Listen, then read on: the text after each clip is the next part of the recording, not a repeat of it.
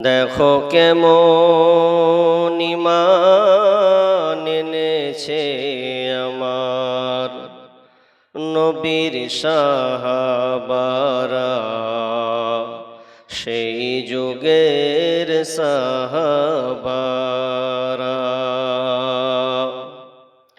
হযরত বেলাল এনেছে ঈমান কত কষ্ট করে, মরুভূমির গরম বালুতে তাজা রক্ত ঝরে। হযরত বেলাল এনেছে ঈমান কত কষ্ট করে, মরুভূমির গরম বালুতে তাজা রক্ত ঝরে। তবুও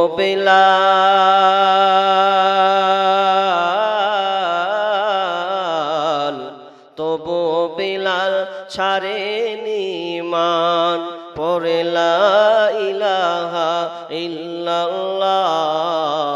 দেখো কেমন ঈমান এনেছে আমার নবীর সাহাবারা, সেই যুগের সাহাবারা। হযরত খাব্বাব এনেছে ঈমান কত কষ্ট করে, হযরত খাব্বাব এনেছে ঈমান কত কষ্ট করে। কাফেরেরা পাথর মেরে বুকে আঘাত করে, পেছন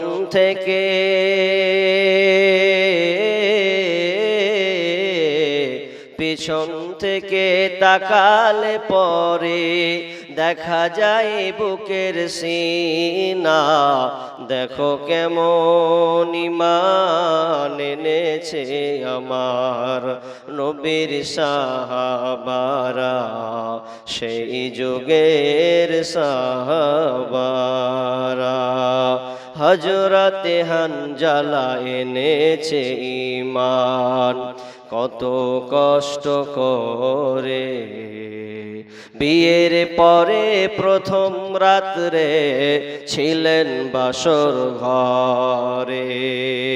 হযরত হানজালা এনেছে ঈমান কত কষ্ট করে, বিয়ের পরে প্রথম রাত্রে ছিলেন বাসর ঘরে। যুদ্ধের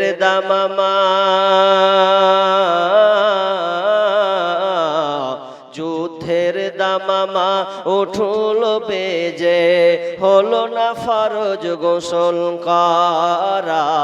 দেখো কেমন ঈমান এনেছে আমার নবীর সাহাবারা, সেই যুগের সাহাবারা। হযরত আলী নবীর জামাতা, থাকেন কুফা শহরে। ফজরের নামাজ পড়ব বলে এলেন আল্লাহর ঘরে। হযরত আলী নবীর জামাতা ছিলেন কুফা শহরে। ফজরের নামাজ পড়ব বলে এলেন আল্লাহর ঘরে। কাফের দল পেছন থেকে মারলো তার ছোরা। দেখো কেমন ঈমান এনেছে আমার নবীর সাহাবারা, সেই যুগের সাহাবারা।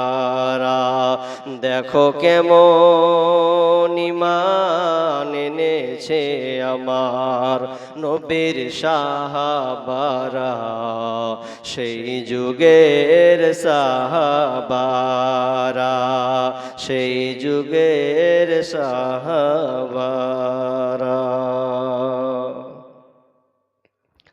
উপস্থিত সম্মানীয় সুযোগ্য আজকের এই জলসার স্বনামধন্য সভাপতি এবং আমন্ত্রিত ওলামা ইকরাম, আমার সম্মুখে বসে থাকা বিভিন্ন এলাকা থেকে ছুটে আসা ছোট বড় দিনদার ইমানদার মুমিন ভাই সকল এবং প্রজেক্টের মাধ্যমে দেখনেওয়ালি সম্মানিতা মা ও বোনেরা, প্রথমে সেই মহান মুনিবের দরবারে প্রশংসা করি যে আল্লাহ আমাদেরকে একটি মাদ্রাসা মসজিদ কেন্দ্রিক আয়োজিত মাহফিলে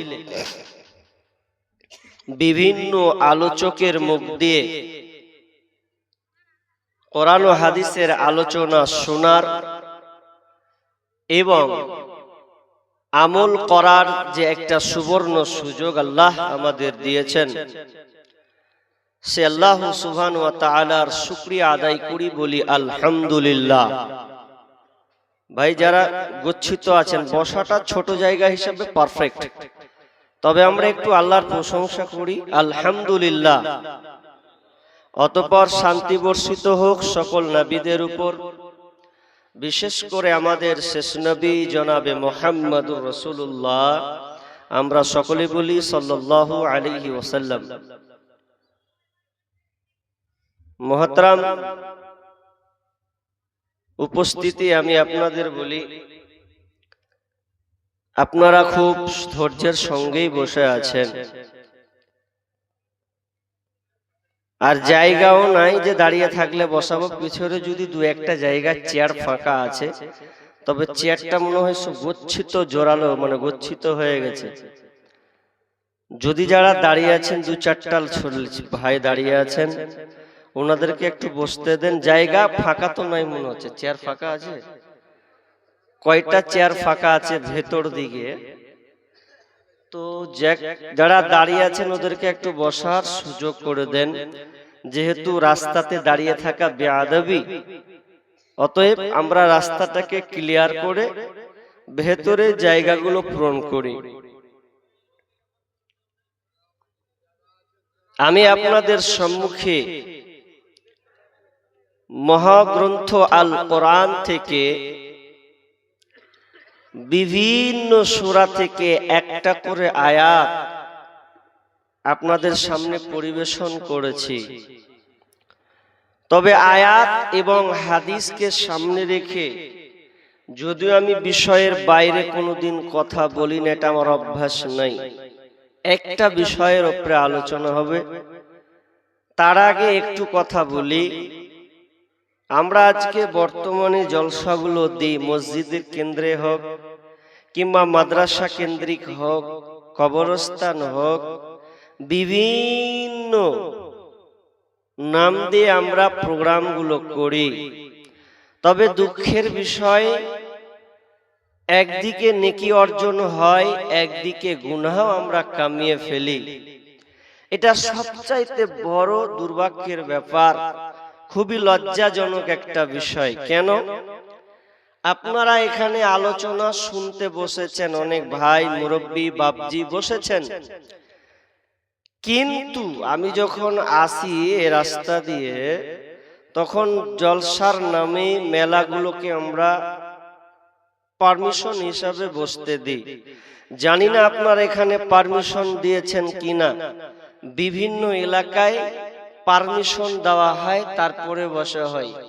কিছুদিন আগে বিলাসপুরে ছিলাম, 30 তারিখে বিলাসপুরে প্রোগ্রাম করলাম। সবচাইতে বড় প্রোগ্রাম হয় ওখানে।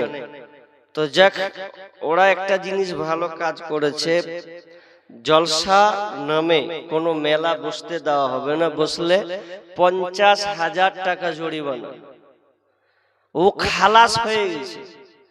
আমি সেদিন দেখলাম, মানে এর আগে গত বছরও গিয়েছিলাম দুবার, এটা নিয়ে 3 বার হবে।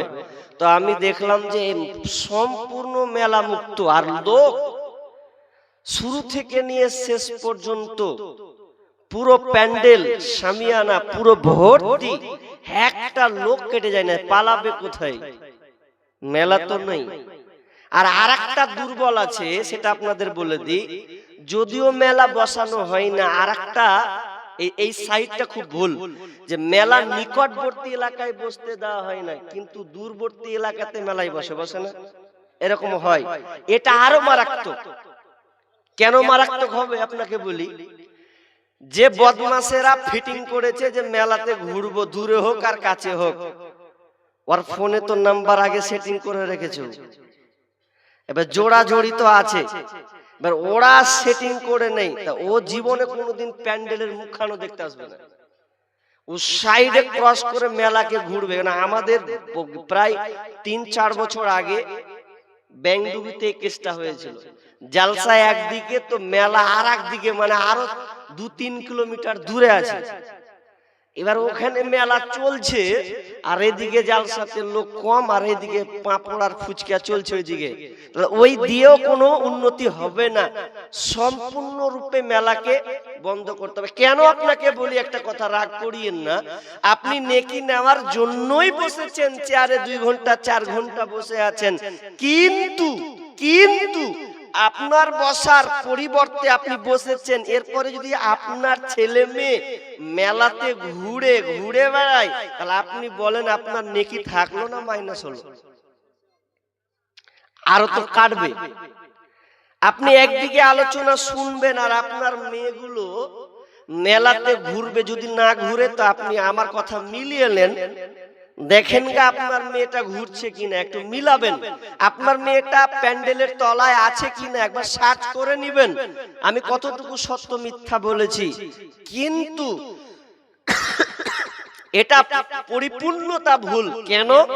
আপনাকে ছোট্ট করে একটা হাদিস বলি, হাদিস নয়, এটা এনেছেন আব্দুল হামিদ আল মাদানী, একটা ঘটনা ছোট্ট করে বলছেন। তিনি বলছেন যে একটা মক্কার মুশরিক মানে বুঝেন তো, মূর্তি পূজারী, মক্কার মুশরিক ব্যক্তি ও একটা উট বিক্রি করবে। এটা উট বিক্রি করতে গেলে মিনিমাম 1 লাখ টাকা পাবে, 1 লাখ টাকা দাম। এই উটটা যখন ও বিক্রি করতে যাচ্ছে, তো ওই সময়তে ওর মনে একটা ঘাটকা বাজলো। কে যেন ওকে অনুপ্রেরণা দিল। কি অনুপ্রেরণা? আরে আমি যদি উটটাকে বিক্রি করি তাহলে তো এখানে ভেজাল আছে। কি ভেজাল? উট বিক্রি করব তো উটটা কিনে নিবে যে মালিক, যে ইচ্ছা সেই করবে। এখন উটটা বিক্রি করব তো আমি আর উটকে বিক্রি করব না। তো একজন বলছে, কেন রে ভাই উট বিক্রি করবি না, 1 লাখ টাকা ছুটবে। ছুটুক গা। মানে তার ভিতরে কতটা যে গায়রাত আছে যে আমি ওই উটটাকে এজন্য বিক্রি করব না যে উটটার পিঠে আমার বিবি চেপেছে, আমার মেয়ে উটের পিঠের উপরে চেপেছে, তাহলে আমি কেমন করে উটটা বিক্রি করব? উটটা যদি বিক্রি করি, না জানি ওই উটের পিঠে আর কোন ছেলে বসতে পারে, ওর উট মন যে ইচ্ছা তা করতে পারে। তো ওই মুশরিক ব্যক্তি বলছে, আমার গায়রাতে লাগলো, আমার প্রেমে এই কাজটা করলো বা বললো যে আমি এই উট বিক্রি করব না, বরং উটটাকে জবাই করে খাবো, আর কিছু পারলে মাংস বিক্রি করে দিব, ওই ভালো, কিন্তু উট বিক্রি করব না। আচ্ছা বলুন, একটা মুশরিক ব্যক্তির চেতনা দেখেন, সে একজন মুশরিক, এরপরে সে উট বিক্রি করলো না। কেন? যে উটের পিঠে আমার বিবি চড়েছে, আমার মেয়ে চড়েছে, বিধায় উটটা আর বিক্রি করলাম না। আচ্ছা আমরা মুসলিম হয়ে আমরা কতটুকু অসচেতন, কতটুকু সচেতন যে আমার মেয়েটা কোথায় যাচ্ছে, আমার মেয়েটা জালসা শুনছে কি শুনছে না, এটা কি আপনার কোনো দায়িত্ববোধ নাই? আপনার মেয়েটা কার বাইকে চড়লো, কার আশ্রয় নিল, আপনার কি একটু ভ্রুক্ষেপ নাই? আমরা মুসলমান এগুলো থেকে উদাসীন হয়ে গেছি, ছেলে মেয়ে একাকার। তাহলে আপনার মধ্যে ঈমানি চেতনা বলে নাই। ও তো একজন মুশরিক হয়ে তার এই গায়রতটা সে প্রকাশ করলো, তার মধ্যে পুরুষত্বতা আছে, কিন্তু আমাদের মধ্যে এই পুরুষত্বতা নেই। বিধায় তো আপনার মেয়ে রাস্তাতে ঘুরছে, বিধায় তো আপনার মেয়ে মাথায় কাপড় না দিয়ে ও রাস্তায় চলে, আপনি কিছুই বলেন না। তার মানে আপনি মুশরিক চাইতেও খারাপ। এর থেকে আপনাকে কি বলবো আমি আর? তো যাই হোক, আমার যেটা আলোচ্য বিষয় আল্লাহর পরীক্ষা, কারণ বর্তমান প্রেক্ষাপটকে কেন্দ্র করে বিষয়টা আমি আপনাদের সামনে চয়ন করলাম। আল্লাহর পরীক্ষা, আল্লাহ ঈমানদারকে পরীক্ষা করবেন বিভিন্ন দিক দিয়ে। আপনি নিজেকে মুসলিম দাবি করবেন আর আল্লাহ বলছেন আমি তোমাকে ছেড়ে দেব, এমনটা নয়। কারণ পরীক্ষার মধ্যে বোঝা যাবে তুমি ঈমানদার না বেঈমান। পরীক্ষা করলেই তোমার ভেতরের খবর আমি পাবো। যেমন আপনি বাজারে গেলে একটা যদি হাঁড়ি কিনতে চান, যদি আপনি একটা কাপড় কিনতে যান, একটা কাপড়কে ভালো করে খুলেলেন, কোথাও ফুটা আছে না ছিঁড়া আছে, নচেত নেওয়া যাবে না। ভালো করে মালটাকে নেওয়ার পরে আপনি ব্যাগে ভরে বাড়ি চলে আসেন। আল্লাহ বলছেন আমিও সেই রকম, তুমি যে মুসলিম বলছো, ঈমানদার বলছো, তো আমিও আল্লাহ তোমাকে পরীক্ষা করব। পরীক্ষা ছাড়া তোমার গতি নাই। সূরা আনকাবুত খোলেন, আল্লাহ কি বলছেন তাহলে আপনি স্পষ্ট হয়ে যাবেন। বিসমিল্লাহির রহমানির রহিম। আহসিবান নাসু আইয়ুতরাকু আইয়াকুলু আমান্না ওয়া হুম লা ইফতানুন। রব্বুল আলামিন বলেন আহসিবান নাস, মানুষ কি মনে করে, আহসিবান নাসু আইয়ুতরাকু আইয়াকুলু আমান্না, এই কথা বলে মনে করে যে আমরা ঈমান এনেছি, আমরা ঈমান এনেছি আল্লাহর উপরে, ওয়া হুম লা ইফতানুন, আর আমি আল্লাহ তোমাদেরকে পরীক্ষা করব না, এমনটা কিন্তু নয়। তোমরা মুখে বলেছো ঈমান এনেছি, আল্লাহ বলছেন আমি তোমাদেরকে পরীক্ষা করব, আর পরীক্ষা করে তোমার ঈমানটাকে আমি যাচাই বাছাই করে নেব, তুমি কেমন ঈমান আছো। আল্লাহ সুবহানাহু ওয়া তাআলা বলেন কুল্লু নাফসিন যায়িকাতুল মউত, প্রত্যেক প্রাণীকে মৃত্যুর স্বাদ আস্বাদন করতে হবে, প্রত্যেক প্রাণীকে মরতে হবে, মালাকুল মউতের পাকড়াও তোমাকে খেতে হবে। তুমি মনে রাখো আর না রাখো, তুমি মনে রাখো আর না রাখো, তোমাকে একদিন মরতে হবে। এই জন্য একজন ফার্সি কবি বলছেন দো চিজ আদমি রাকাশাদ জোরে জোর, একে आबो दाना देगा खा के गौर, दो चीज आदमी रकाशाद जोरे जोर, एके आबो दाना देगार खा के गौर। পৃথিবীতে দুইটা জিনিস আছে, যদি পৃথিবীর মানুষ ভুলে যায় তবে ওরা দুইজন কিন্তু আপনাকে ভুলবে না। দুইটা জিনিস আপনাকে ভুলবে না, যদি আপনি ভুলেও যান তবু তারা দুইজনে ভুলবে না। নাম্বার ওয়ান, দো চিজ আদমি রাকাসাত জোরে জোর, একে আবোদানা, একে আবোদানা। এক নাম্বার হচ্ছে আপনি জন্ম নিয়েছেন, মৃত্যু পর্যন্ত আপনার যে সময় আছে 50 বছর 60 বছর, এই সময় সীমার মধ্যে আপনি কতটুকু খাবেন, কতটুকু আল্লাহ আপনার আহার লিখে রেখেছে, কয় কিলো চাল আপনার জন্য লেখা আছে, কয় কিলো আপনি কন্টেল ভাত খাবেন লেখা আছে, কয় কন্টেল আপনি খাবার খাবে এগুলো লেখা আছে। আপনি যদি ভুলেও যান আপনি না খেয়ে কোনোদিন মারা যাবেন না, এগুলো আল্লাহ লিপিবদ্ধ করেছেন। তার মানে কবি বলতে চাচ্ছেন যে আপনি যতটুকু আপনি খাবেন না কেন, এটা পরিমাপ অনুযায়ী আপনি খাবেন। এক চুল বেশি খেতে পারবেন না, কমটাও তুমি খেতে পারবে না। তুমি যতই বড় কোটিপতি হও, যতই বড় মুকেশ আম্বানি হও না কিনা, তোমার জন্য খাবার যতটুকু লিপিবদ্ধ করা আছে, তুমি কোটিপতি পয়সাওয়ালা অতটুকুই যেন তোমাকে খেতে হবে, একটা চাল পর্যন্ত তুমি রেখে যাবে না। এক্সাম্পল উদাহরণ দিতে গেলে আপনি বাড়িতে মিলাবেন, আমি যে দুটা উদাহরণ দিব বাড়িতে মিলিয়ে নেন, দেখবেন অনেক মানুষ আছে 10 দিন 5 দিন 7 দিন ধরে শুয়ে আছে, ওর মুখে যেন খাবার পর্যন্ত ঢোকে না, শুধুমাত্র চা পানিটা খায়, কোন রকম করে দুটা মুঠ ভাত দেয় বা কিনো পানি জাতীয় কোনো খাবার খায়, ওকে আপনি কোনো মতে খাবারকে খাওয়াতে পারছেন না। তার মানে কেন, আল্লাহ তাআলা তার খাওয়ারকে আহারকে বন্ধ করেছেন, কিন্তু তার আয়ুটা তার আছে, আছে, তার জীবন বাঁচার দিনটি তার এখনো বেঁচে আছে, ওই জন্য সে বেঁচে আছে, খাবার তার বন্ধ আছে। আবার অনেক মানুষকে দেখবেন বয়স হয়ে গেছে, 50 হয়ে গেছে, 60 হয়ে গেছে, আপনি এক থালা ভাত দিলেন, আবার বলছে আর এক থালা ভাত দাও, আর এক থালা ভাত দাও। অনেক লোক আছে বয়স্ক প্রাপ্ত হলেও যেন 1.5 থালি যেন ভাত খেয়ে ফেলে নেয়। এটা কেন? তার আহার এখনো পর্যন্ত যেন তার সেটিং হয়ে আছে। এই জন্য দেখবেন অনেক মানুষ আছে শেষ বয়সে বেশি বেশি খায়। এই জন্য দেখবেন অনেক সময় বউরা শাশুড়িকে ঠেট মারে, দেখ বুড়া বয়সীতে কালে এমন ভাকার করে খেছে, একটাও ইনকাম নাই। খবরদার এই কথা জীবনে কোনোদিন বলবেন না, কারণ ওটাও নিজের ইচ্ছাতে নয়, বরং এটা লিপিবদ্ধ করা আছে।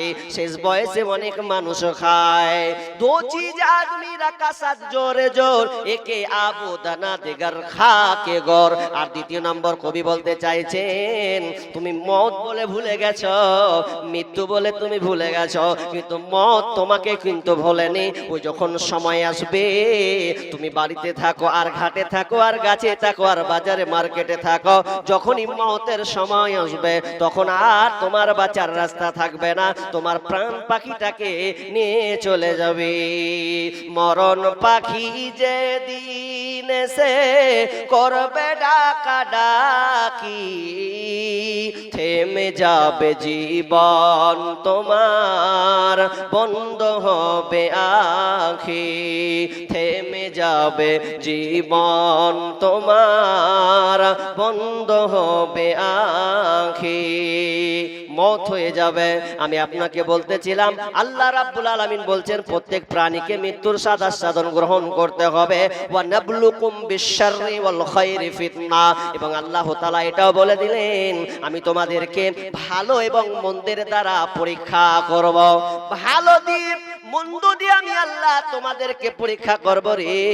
ওয়া ইলাইনা তুরজাউন, এবং তোমাদেরকে আমার কাছে প্রত্যাবর্তন হতে হবে, আমার কাছে তোমাদেরকে ফিরে আসতে হবে।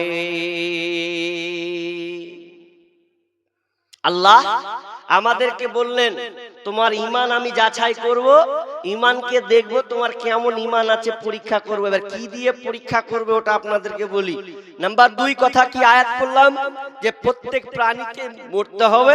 এটা নাস্তিক হও আর বেনাস্তিক হও, বেঈমান হও, ঈমানদার হও, ডাক্তার হও, প্রফেসর হও, ইঞ্জিনিয়ার হও, আলেম হও, যে হোক না কেন মরতেই হবে। শুরু যেখানে তার শেষ সেখানে। এবার আল্লাহ তাআলা দ্বিতীয় লগ্নে বললেন তোমাদেরকে যে আমি পরীক্ষা করব, এটা ভালো হতে পারে মন্দ হতে পারে, তোমাকে কিছু দিয়ে পরীক্ষা করব, আবার কিছু কিনে নিব দিয়ে আমি আল্লাহ তোমাকে পরীক্ষা করব। চলেন পরীক্ষাগুলো কেমন হবে। সূরা বাকারা খুলুন, 155 আয়াত। এই আয়াতটা খুললে আপনি পাবেন আল্লাহ বলছেন আমি 5টা বিষয় নিয়ে তোমাকে পরীক্ষা করব। কটা বললাম ভাই? 5টা জিনিস দিয়ে আমি আল্লাহ তোমাকে পরীক্ষা করব। খুবই ভাইটাল, আপনার মধ্যে অনেক কিছু এই আলোচনায় আপনি অনেক কিছু পাবেন। 5টা ভাইটাল, 5টা বিষয় নিয়ে আমি আল্লাহ তোমাকে পরীক্ষা করব। আমি চটচট করে বলছি। নাম্বার 1, বিসমিল্লাহির রহমানির রহিম। ওয়ালানাবলুওয়ান্নাকুম বিশাইইন মিনাল খাউফ والجوع ونقص من الأموال والأنفس والثمرات وبشر الصابرين।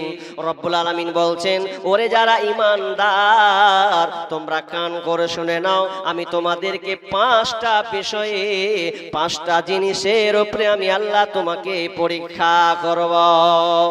নাম্বার 1, ঈমানদার তোমাকে আমি 1 নাম্বার দিয়ে যেটা পরীক্ষা করব, মিনাল খাউফ, ভয় দিয়ে আমি আল্লাহ পরীক্ষা করব।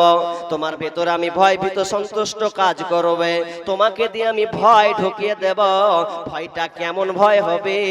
মার্ডারের ভয় হতে পারে, তোমার মাল আত্মসাৎ করে ভয় হতে পারে, তোমাকে সরকার দিয়ে তোমার উপরে ভয় ভীত সন্তুষ্ট হতে পারে। আল্লাহ এক কথায় আমাদেরকে আমাদেরকে বলে দিলেন, ও আমার বান্দা, ও আমার ইমানদারেরা শোনো, আমি আল্লাহ তোমাকে পরীক্ষা করব। এক নাম্বার, তোমাকে ভয় ভীতি দিয়ে পরীক্ষা করব। তুমি যেন বেচৈন হয়ে যেও না, আমাকে যেন ভুলে যেও না। আমি আল্লাহ ভয় করব। সরকার তোমাকে অ্যাটাক করবে, এসআইআর দিয়ে, এনআরসি দিয়ে, বিভিন্ন জিনিস দিয়ে তোমাকে ভয় ভীত সুস্থ কাজ করাবে। কিন্তু আজকে আমরা মুসলমান, আল্লাহ বলেছেন তোমাকে আমি ভয় দিয়ে পরীক্ষা করব। আজকে দেখেন বর্তমানে এসআইআর নিয়ে কত কিছু গুঞ্জন শুরু হয়েছে। কে বলছে থাকতে পাবো না, ভারত থেকে বাংলাদেশ যেতে হবে, না হয় ডিসেল ক্যাম্পে আমাদেরকে ভরবে, খাবার দিবে না, নাগরিকত্ব যেন পাবো না, কোনো কিছুই যেন পাবো না, তা কারাগারে বন্দি করে রাখবে। এতগুলো ভয়। এই জন্য আমি আপনি কি করেছিলাম, শুধু আমার পেপারসটাকে ঠিক করার জন্য, আমার ঠিকানাকে ঠিক করার জন্য, কাগজকে ঠিক করার জন্য কম্পিউটার দোকান ছুটেছে, পঞ্চায়েতে ছুটেছে, বিএলওর কাছে বারবার গেছে। কেন গেছে? যে আমাকে এখান থেকে বাঁচতে হবে, নচেত আমার কিন্তু সম্ভব কিন্তু নয়। কিন্তু ওই চাচাকে আমি প্রশ্ন করি, একদিন আমি মসজিদে আছি, যখন এনআরসি প্রথম যখন ধোকা মারার সময় আমি একজন চাচাকে বললাম, তখন কিন্তু আমি বক্তা জগতে ছিলাম না, মসজিদে থাকতাম। এমন সময় একজন চাচাকে বললাম, চাচা যান, ঠিক আছে, আপনার কাগজ ঠিক করুন, ঠিক আছে, সব কিছু আপনি প্রচেষ্টা করুন, করতে হবে, আপনাকে ভারতে নাগরিক প্রমাণ করতে হবে। কিন্তু শুনেলেন, জোহরের যে আজানটা হয়েছে, এই আজানটা একটু যখন হয়ে গেল, চলো নামাজের দিকে যায়, নামাজটা একটু পড়ে নি। চাচা এক কথা উত্তর ভেদা করতে আসেন, আমি টেনশনে আছি, আমার কাগজটি আর আপনি আমাকে এদিকে দেখছেন, লাইন দেখেন গা কত বড় লম্বা।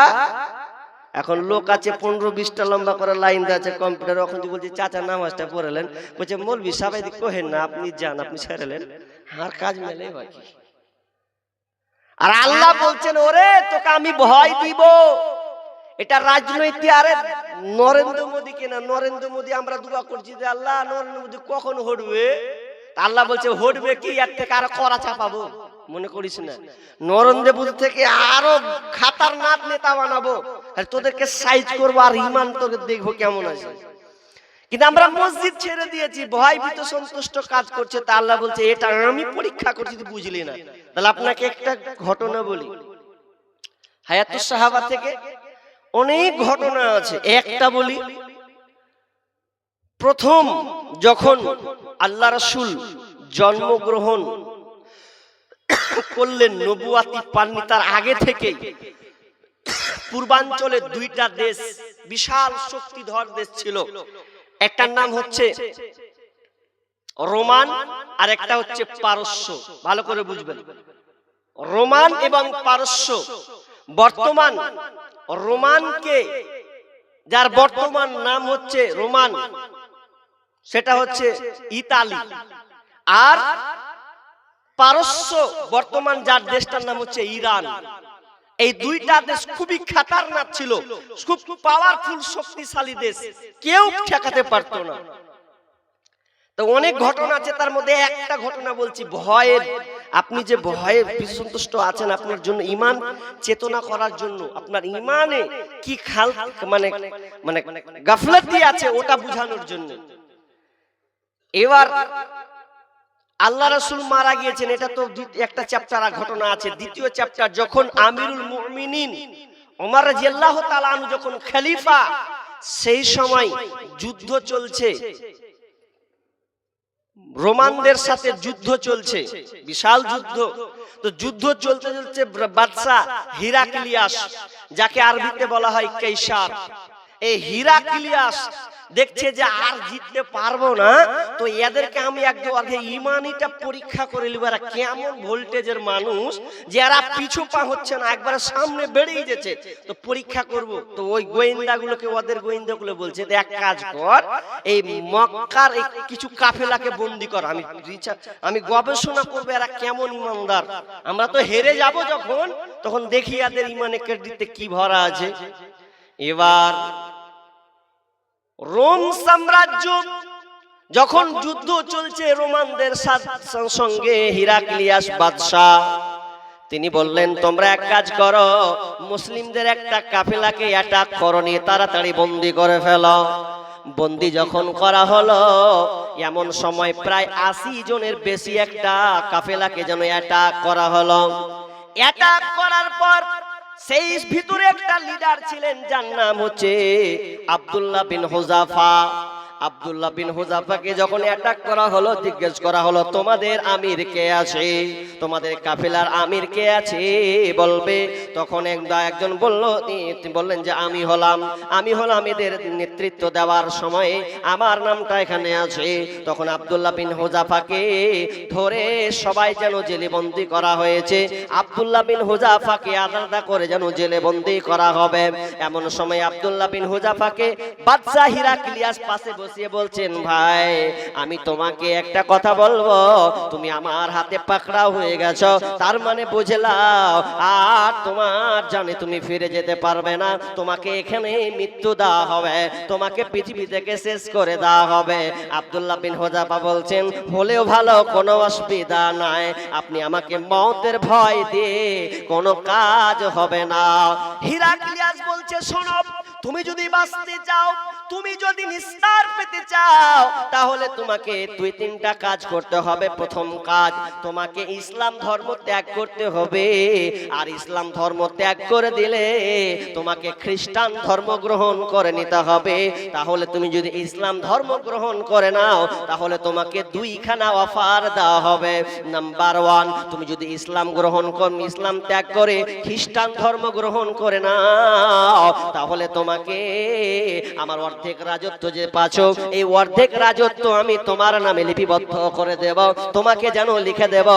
শুধু তাই নয় রে হুযাফা, এবং তোমাকে বিশ্ব সুন্দরী যে আমার মেয়েটা আছে, ওই মেয়ের সঙ্গে তোমার সঙ্গে বিবাহ দিয়ে দেব, বলো তুমি ইসলাম ছাড়বে কিনা?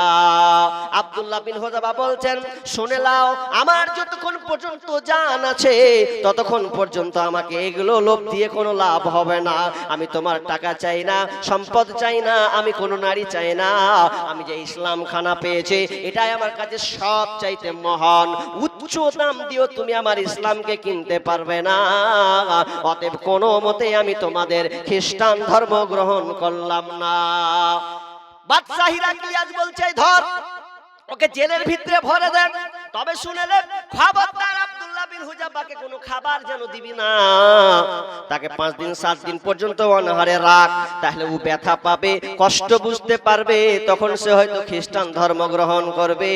তখন তাকে জেলে যখন ভরা হলো, তার 3 দিন 4 দিন 5 দিন যেন হতে আসছে, এমন সময় বাদশার কাছে খবর গেল, বাদশা জাহাপনা, আপনি তো খাবার দেননি, তাহলে লোকটা তো মরে যাবে, আপনি ঈমান তার কেমন করে পরীক্ষা করবেন? লোকটা তো মারা যাবে, অতএব তাকে খাবার দেওয়া হোক। বলছে, খাবার দাও, তবে খাবারটা কি দিবে শুনে নাও, ওকে ভালো কোনো খাবার দিবে না, যদি খাবার দিতে হয় তাহলে শূকরের মাংস তাকে দিবে, শূকরের মাংস খাবে, আর মদের সঙ্গে পানিকে মিশিয়ে তাকে পান করতে বলা হবে। যাও তাকে জেলের মধ্যে দিয়ে এসো। যখন আব্দুল্লাহ বিন হুযাফাকে খাবারটা যখন দেওয়া হলো, আব্দুল্লাহ বিন হুযাফা খুব চালাক মানুষ ছিলেন, তিনি প্রশ্ন করলেন, বলো এই যে খাবারটা আমাকে দিয়েছো, এই খাবারটা কিসের খাবার? ওই গোয়েন্দা বলছে, এই খাবারটা হলো, এটা শূকরের মাংস আছে আর মদের সঙ্গে পানি মেশানো আছে। যখন এই কথা বলা, সঙ্গে সঙ্গে আব্দুল্লাহ বিন হুযাফা খাবারটাকে যেন দূরে ঠেলে দিল। না, আমি মুসলমান, খবরদার আমি শূকরের মাংস খাবো না।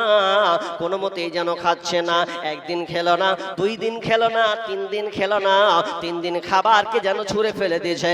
একটা কথা ক্লিয়ার করে দিই আমি আপনাদেরকে, যদিও এটা বলার প্রয়োজন আছে বিধায় বলছি, মুসলমান তুমি অনেক দিন যাবত কোরআন হাদিসের আলোচনা ছিল, শোনো, মসজিদের খতিব বছরে 52টা খুতবা দেয়, 52টা খুতবা দিয়ে তুমি অনেক আলোচনা শোনো, অথচ কোনো মুসলমান তো একবার বলে না যে আমি কোনো উমুকের, কোনো মৌলবীর, কোনো আলেমের বক্তব্য শুনেছি, জীবনে বিড়ি খেয়েছিলাম, বিড়িটাকে ছেড়ে দিয়েছি, খৈনি খেয়েছিলাম, ছেড়ে দিয়েছি, মদ পান করতাম, মদটাকে ছেড়ে দিয়েছি। যে এইরকম মুসলমান, কেমন মুসলমান আজ পর্যন্ত আমরা ছাড়তে পারলাম করলাম না, কিন্তু আব্দুল্লাহ বিন হুযাফা না খেয়ে আছেন, এরপরও যেন শুকরের মাংস খাচ্ছে না। অথচ আল্লাহ সুবহানাহু ওয়া তাআলা বলেছেন, যদি প্রয়োজন তাগিদে হয়, যদি তুমি তোমার বিকল্প কোনো পৃথিবীর খাবার না পাও, তাহলে তুমি শুকরের মাংস খেলে তোমার গুনাহ হবে না, তুমি প্রচুর জানটাকে বাঁচাবার জন্য। কিন্তু আব্দুল্লাহ বিন হুযাফা তার ঈমানের জাযবা কতটা আছে একটুও যেন খেলেন না। এবার বলছেন, যাক, একে তো পারা যাবে না, এক কাজ কর। বাদশা বলছে, এক কাজ কর, ওকে জেল থেকে বের কর। আর জেল থেকে বের করার পরে এবার তাকে যেন হাত ঝুলিয়ে দেওয়া হলো, ঝুলিয়ে বেঁধে দেওয়া হলো। বলছে, বল, যদি এখনো তোর সময় আছে, ইসলাম ছাড়বি কিনা বল। আব্দুল্লাহ বিন হুযাফা বলছে, কোনো লাভ নাই, এগুলো ভয় দেখি আমার তোমাদের কোনো লাভ হবে না। আবার যেন উল্টা করে টেনে দিল, পা যেন উপরে, মাথা যেন নিচে করে দেওয়া হলো। না না, তুমি কোনো মতে আমি ঈমান ছাড়বো না। ঈমান যখন ছাড়ছে না, এবার সবচাইতে বড় ভয় তার ভেতরে কাজ করাচ্ছে। বাদশা হিরাক্লিয়াস বলছে, দেখ, এখনো সময় আছে, ঈমান ছাড়। যদি না ছাড়ি, শুনলেন কি করব তোর সামনে, দেখ, বিশাল বড় একটা কড়াইকে নিয়ে আসা হলো। বিশাল বড় 100, 200, 300 মানুষ যে খাবার খায়, খাবার রান্না করা হয়, ওই কাফেরদের গোয়েন্দাদের খাবার তৈরি করা হয়। বিশাল বড় চুলাকে, আগুনকে দাও দাও করে জ্বালিয়ে দিল। জ্বালিয়ে দেওয়ার পর কড়াইকে চাপিয়ে দেওয়া হলো। কড়াই চাপিয়ে দেওয়ার পর তেলকে যেন ঢালা হলো। তেলকে ঢালার পর গরম টকবক টকবক টকবক করে যেন ফুটছে। এমন সময় যখন সম্পূর্ণ ফুটতে লেগেছে, বিশাল গরম, টকবক টকবক করে মারের মতন যখন উতলাচ্ছে, এবার বলছে, দেখ, তুই ঈমান ছাড়বি কিনা বল, খ্রিস্টান ধর্ম মানবি কিনা বল। বলছে, না, আমি ছাড়বো না, আমি ইসলাম নিয়ে সন্তুষ্ট হয়ে আছি। এমন সময় 80 জন 81 জন কাফেলার মধ্যে একজনকে নিয়ে বলছে, একজনকে ফেল। যখনই ফেলে দেওয়া হলো, ফেলে দেওয়ার সঙ্গে সঙ্গে পুরো শরীর থেকে চামড়া যেন খসে পড়ে গেল, পুরো কঙ্কাল হার হয়ে গেছে। দিয়ে বলছে, একটাকে মানলাম, তোকেও যেন এখানে ফেলে দেব। কিন্তু আব্দুল্লাহ বিন হুযাফা বলছেন, কোনো লাভ হবে না, যতক্ষণ আমার শ্বাস আছে ততক্ষণ পর্যন্ত আমার কিছুই করতে তোমরা পারবে না।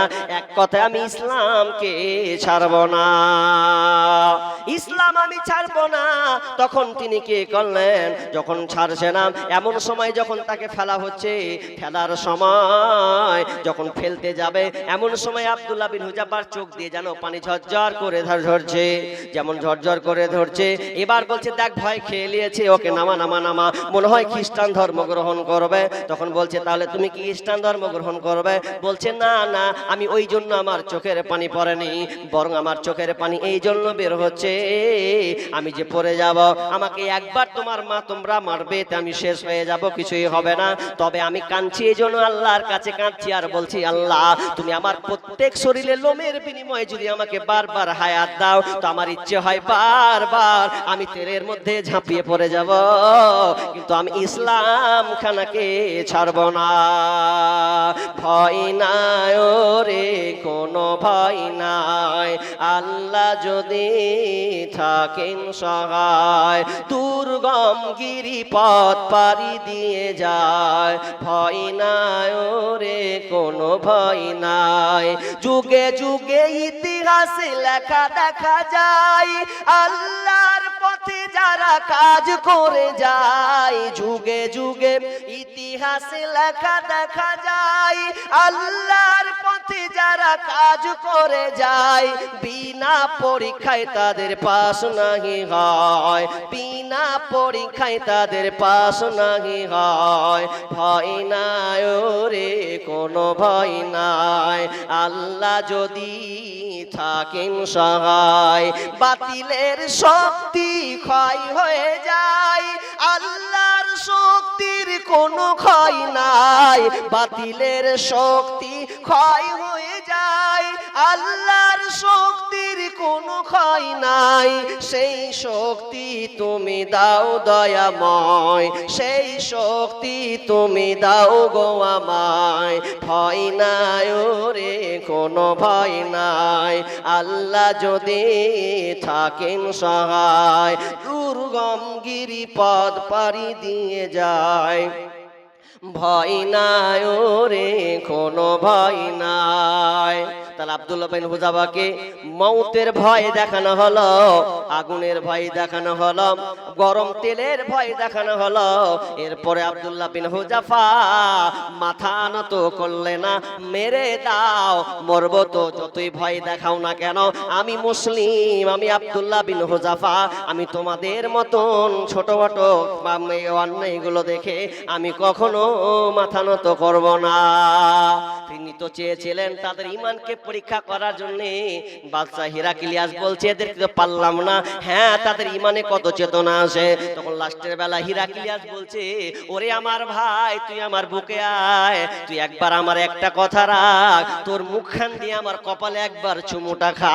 আমি পর্যবেক্ষণ করছিলাম, আমি তোকে ট্রাই করছিলাম ঈমানদার কাকে বলা হয়, মুসলমানদের ঈমানি জাজবা কতটা আছে। এই জন্য তো আমরা পিছনে চলে যাচ্ছি, আর তোমরা আগে বেরে তোমরা যেন ইসলামকে বারবার পতাকা উত্তোলন করছো।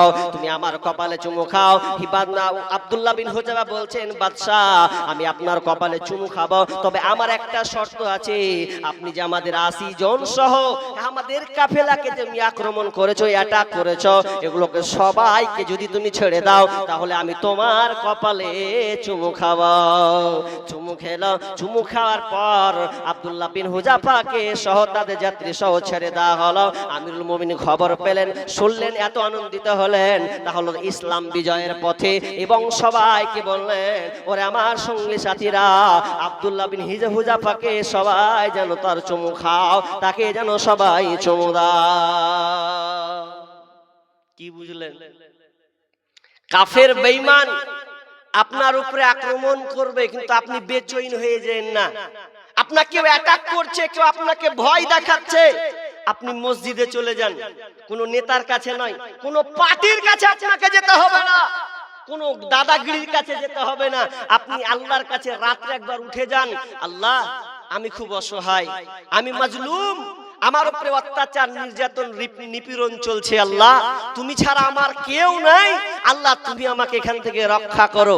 আপনি দোয়া করতেই থাকুন, দেখেন অ্যাকশন রিঅ্যাকশন, এর অ্যাকশন আপনি কি হবে, আল্লাহ আপনাকে ঠিক হেফাজত করবেন। কিন্তু আল্লাহ বলছেন, ওরে শোন, এক নাম্বার আমি আল্লাহ তোকে ভয় ভীতি দিয়ে পরীক্ষা করব রে।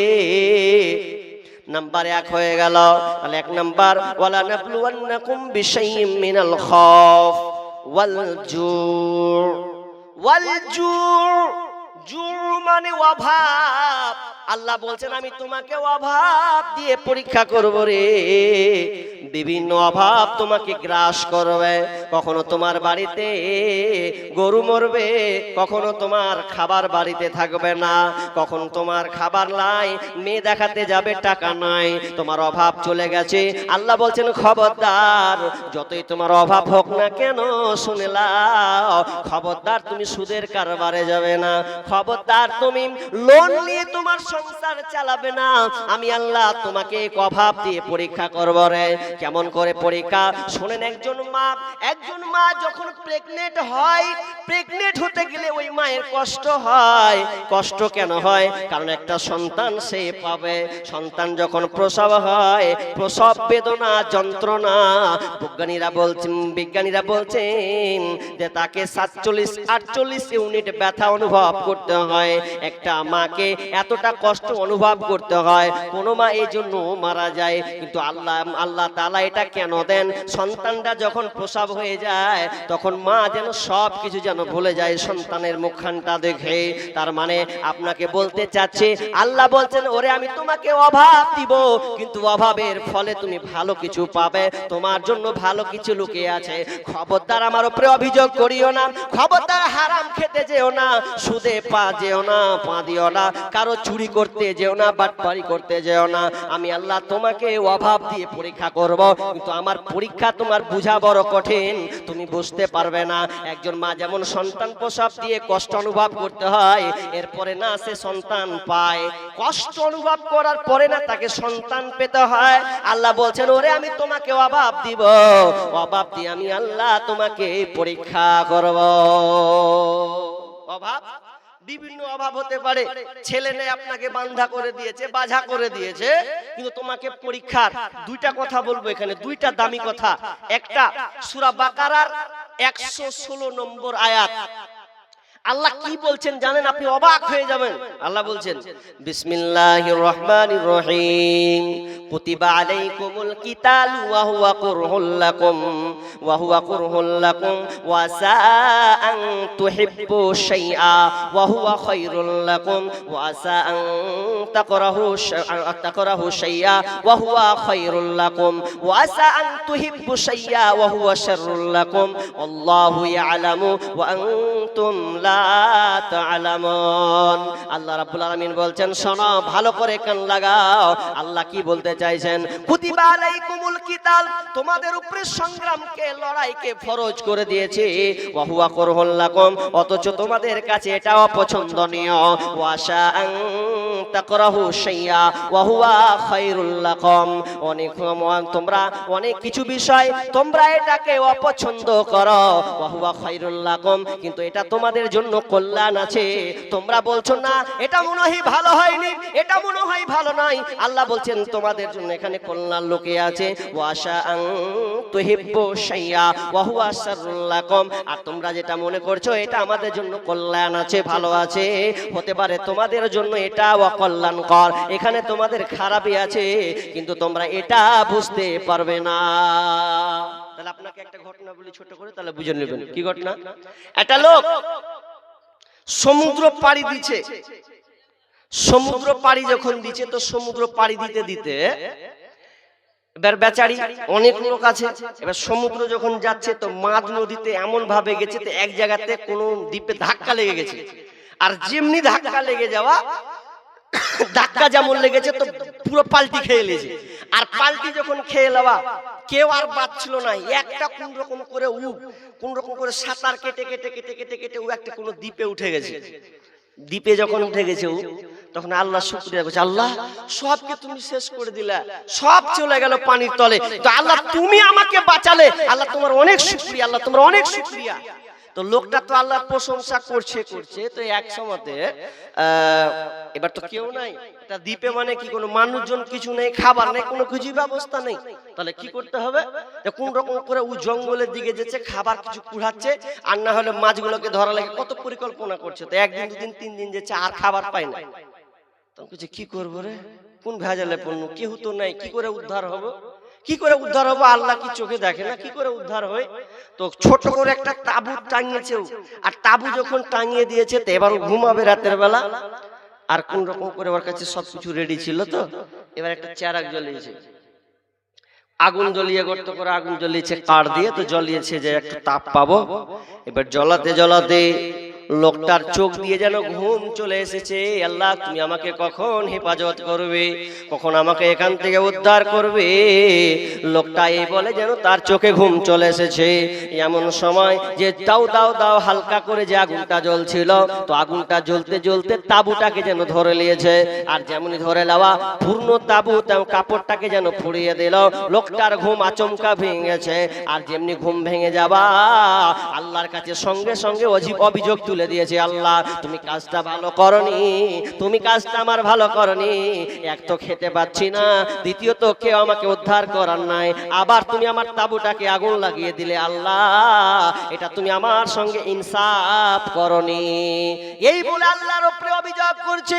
আর লোকটা যেন চোখ দিয়ে পানি ঝরছে আর কাঁদছে। এমন সময় আবার যেন লোকটা ঘুমিয়ে গেল। আল্লাহকে অভিযোগ করতে করতে যেমন ঘুমিয়ে গেছে, এমন সময় একটা উল্টা দিক দিয়ে যেন একটা সমুদ্র জাহাজ চলে আসছে। জাহাজ যখন আসছে, জাহাজ এসে বাঁশি বাজাচ্ছে। লোকটা তো অবাক হয়ে গেল, আহারে কি করে এরা জানলো যে আমি এখানে আছি? এখানে তো কোনো মানুষজন নাই, বাড়ি নাই, ঘর নাই, কিছুই নাই, এরা আবার কেমন করে জানলো আর আমাকে বাঁশি বাজাচ্ছে? আমার ঘুমটা ভেঙে গেল। তখন আমি ওই ভাইগুলোকে জিজ্ঞাসা করলাম, ওই নাবিকগুলোকে আমি জিজ্ঞাসা করলাম, ভাই তোমরা বলো, আমি যে এখানে হাজির আছি, কোনো মোবাইলের যোগাযোগ নাই, কোনো কেউ খবর নেবার নাই, তোমরা কি করে জানলে বলো যে আমি এখানে আছি? তখন ওই নাবিকেরা বলছে, এখানে যে আগুনটা লেগেছিল ধোঁয়াটা যে উঠছিল আমরা ভাবলাম এখানে কোনো মানুষজন যেন আছে, কেউ যেন এখানে আছে, নচেত আগুনটা কি করে আসলো। ওই জন্য আগুনটা দেখে আমরা তোমার এইদিকে ছুটেছি। যখনই ছুটে এই জন্য আমরা এসেছি। লোকটা আবার কাঁদতে লেগেছে, আল্লাহকে বলছে, আল্লাহ তোমার ফাইসালা চূড়ান্ত, তুমি যেটা করো ওটার মধ্যে কল্যাণ আছে, ওটার মধ্যে ভালো আছে। আমি তোমার বিরুদ্ধে আঙুল তুলতে গেলাম, তুমি তাবু পুড়িয়েছো বলে তো আমি এখানে বাঁচতে পারলাম। যদি তাবুটা না পুরাতে তাহলে তো এরা আমার খবর পেত না, ধোঁয়ার মাধ্যমে আমার খবরটা পেয়েছে। আল্লাহ তোমার চিন্তা চেতনাটাই চূড়ান্ত। এই জন্য আল্লাহ বলছেন ওয়াশা আন তাকরাহু শাইআ ওয়া হুয়া খায়রুল লাকুম। আল্লাহ বলছেন তোমরা যেটা ভাবো যে কল্যাণ, তোমরা যেটা ভাবো যেটা অকল্যাণ, এতে কোনো কল্যাণ নাই। আল্লাহ বলছেন না, তোমার এর মধ্যে কল্যাণ লুকিয়ে আছে। নাম্বার 2, আল্লাহ রাব্বুল আলামিন বলছেন, ওরে আমার বান্দা শোনো, আমি তোমাকে পরীক্ষা করব ভয় দিয়ে। নাম্বার 2, ওয়াল জু ওয়া ভাব দিয়ে আমি আল্লাহ পরীক্ষা করব।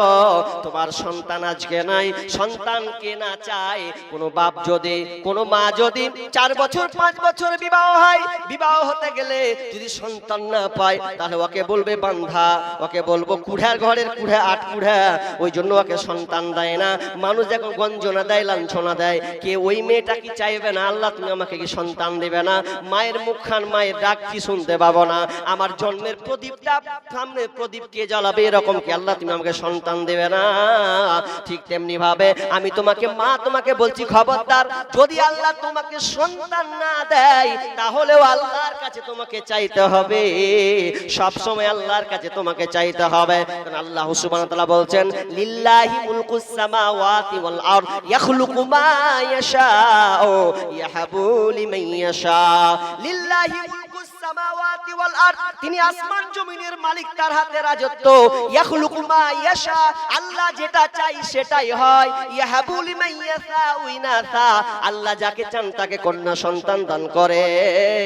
ইনাসা ওয়া ইয়াহাবু লিমান ইয়াশা, আর আল্লাহ যাকে চান তাকে পুত্র সন্তান দান করে। আও ইউযাব্বিজুহুম যুকরানা ওয়া ইনাসা, আর আল্লাহ যাকে চায় তাকে ছেলে মেয়ে দুটোই দান করে।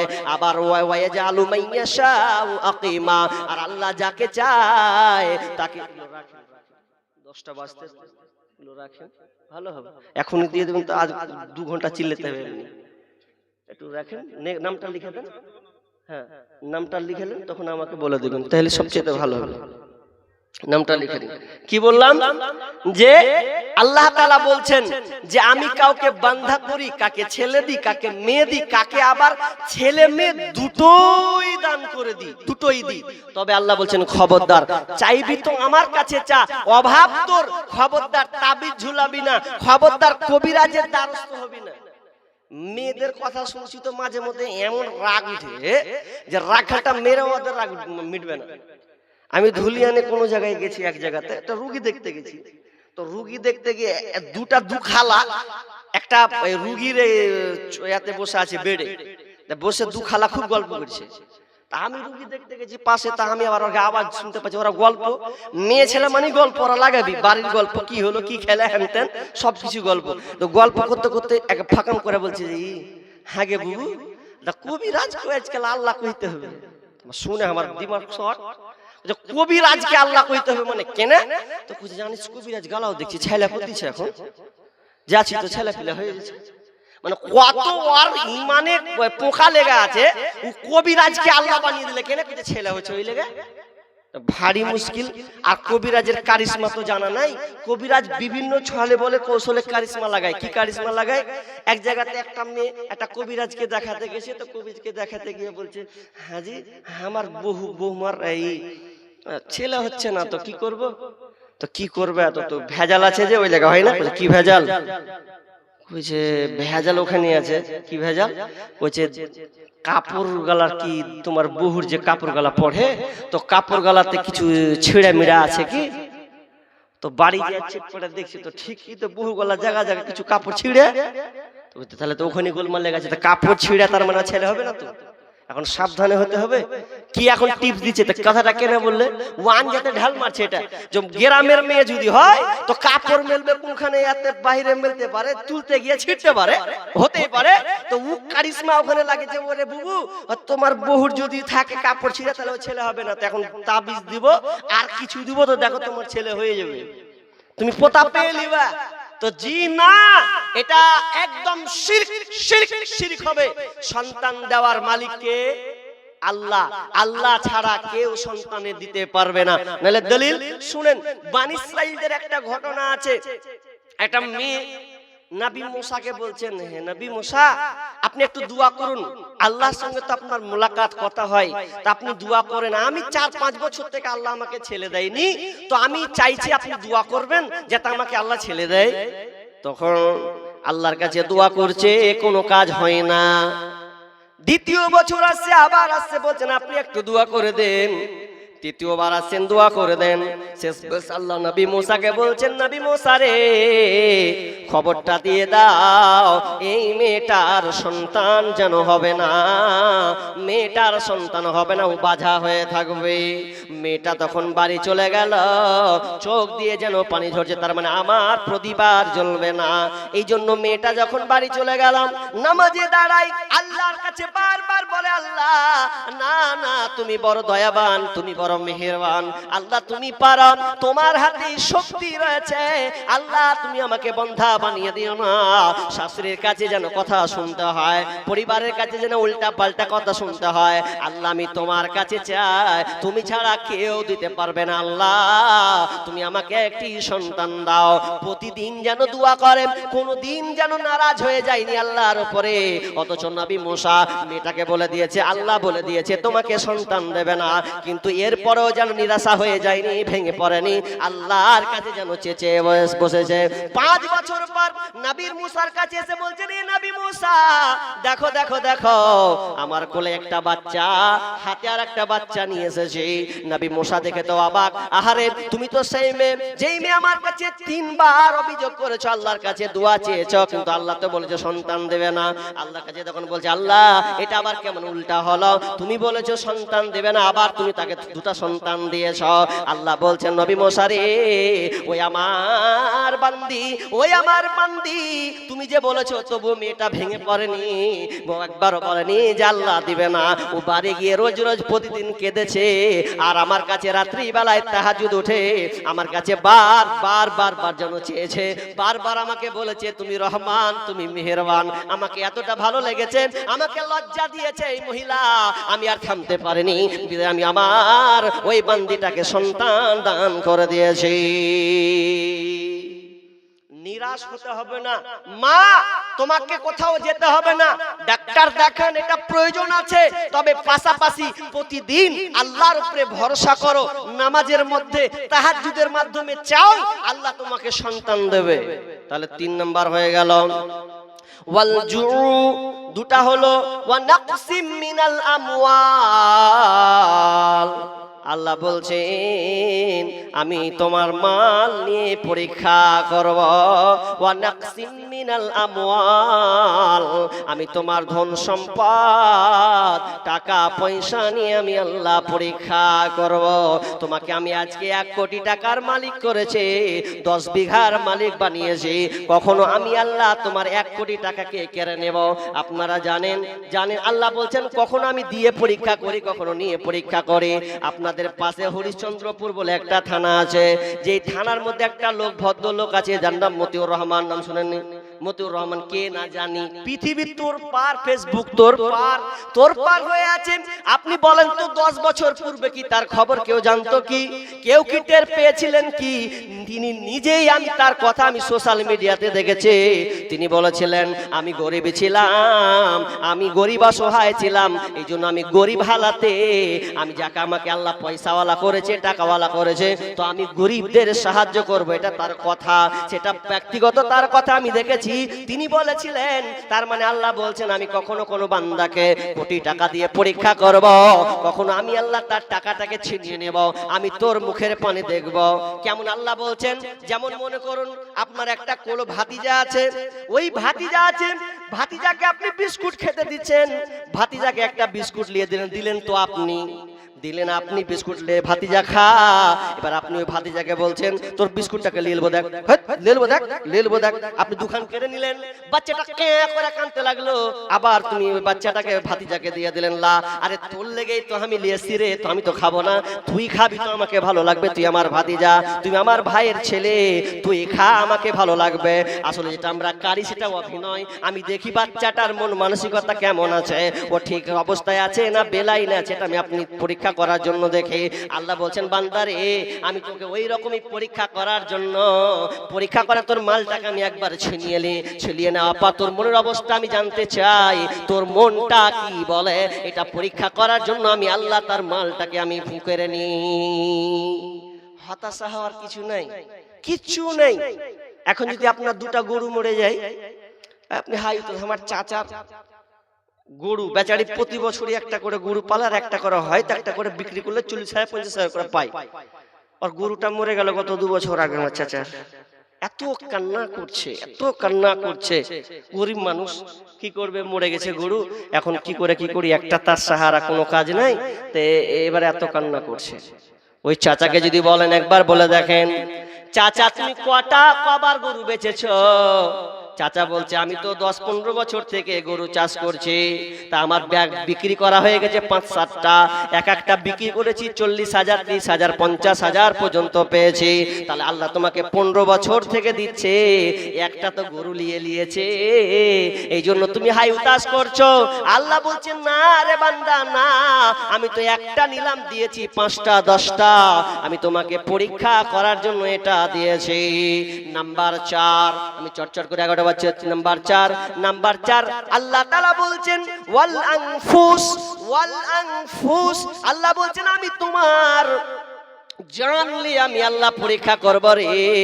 তোমার কাঁধে তোমার বাপের লাশকে উঠিয়ে দেব, তোমার কাঁধে তোমার বড় দাদার লাশকে কাঁধে উঠিয়ে দেব, তোমার বিবি তোমার কাঁধে উঠে যাবে, লাশ তুমি বহন করবে। এটা আমি আল্লাহ পরীক্ষা করার জন্য। কখনো তোমার সামনে বাপ চলে যাবে, তোমার মা চলে যাবে, তোমার ছেলে চলে যাবে, তোমার বিবি চলে যাবে, এতে কোনো হাই উতাস করার তোমার কোনো কারণ না। ভেঙে পড়িও না।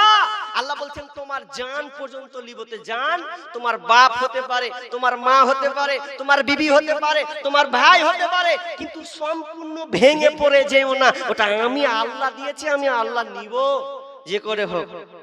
একটা ঘটনা যদি বলি তাহলে আপনার চোখ দিয়ে পানি আসবে। একজন সাহাবী না তাবেঈ, উরওয়া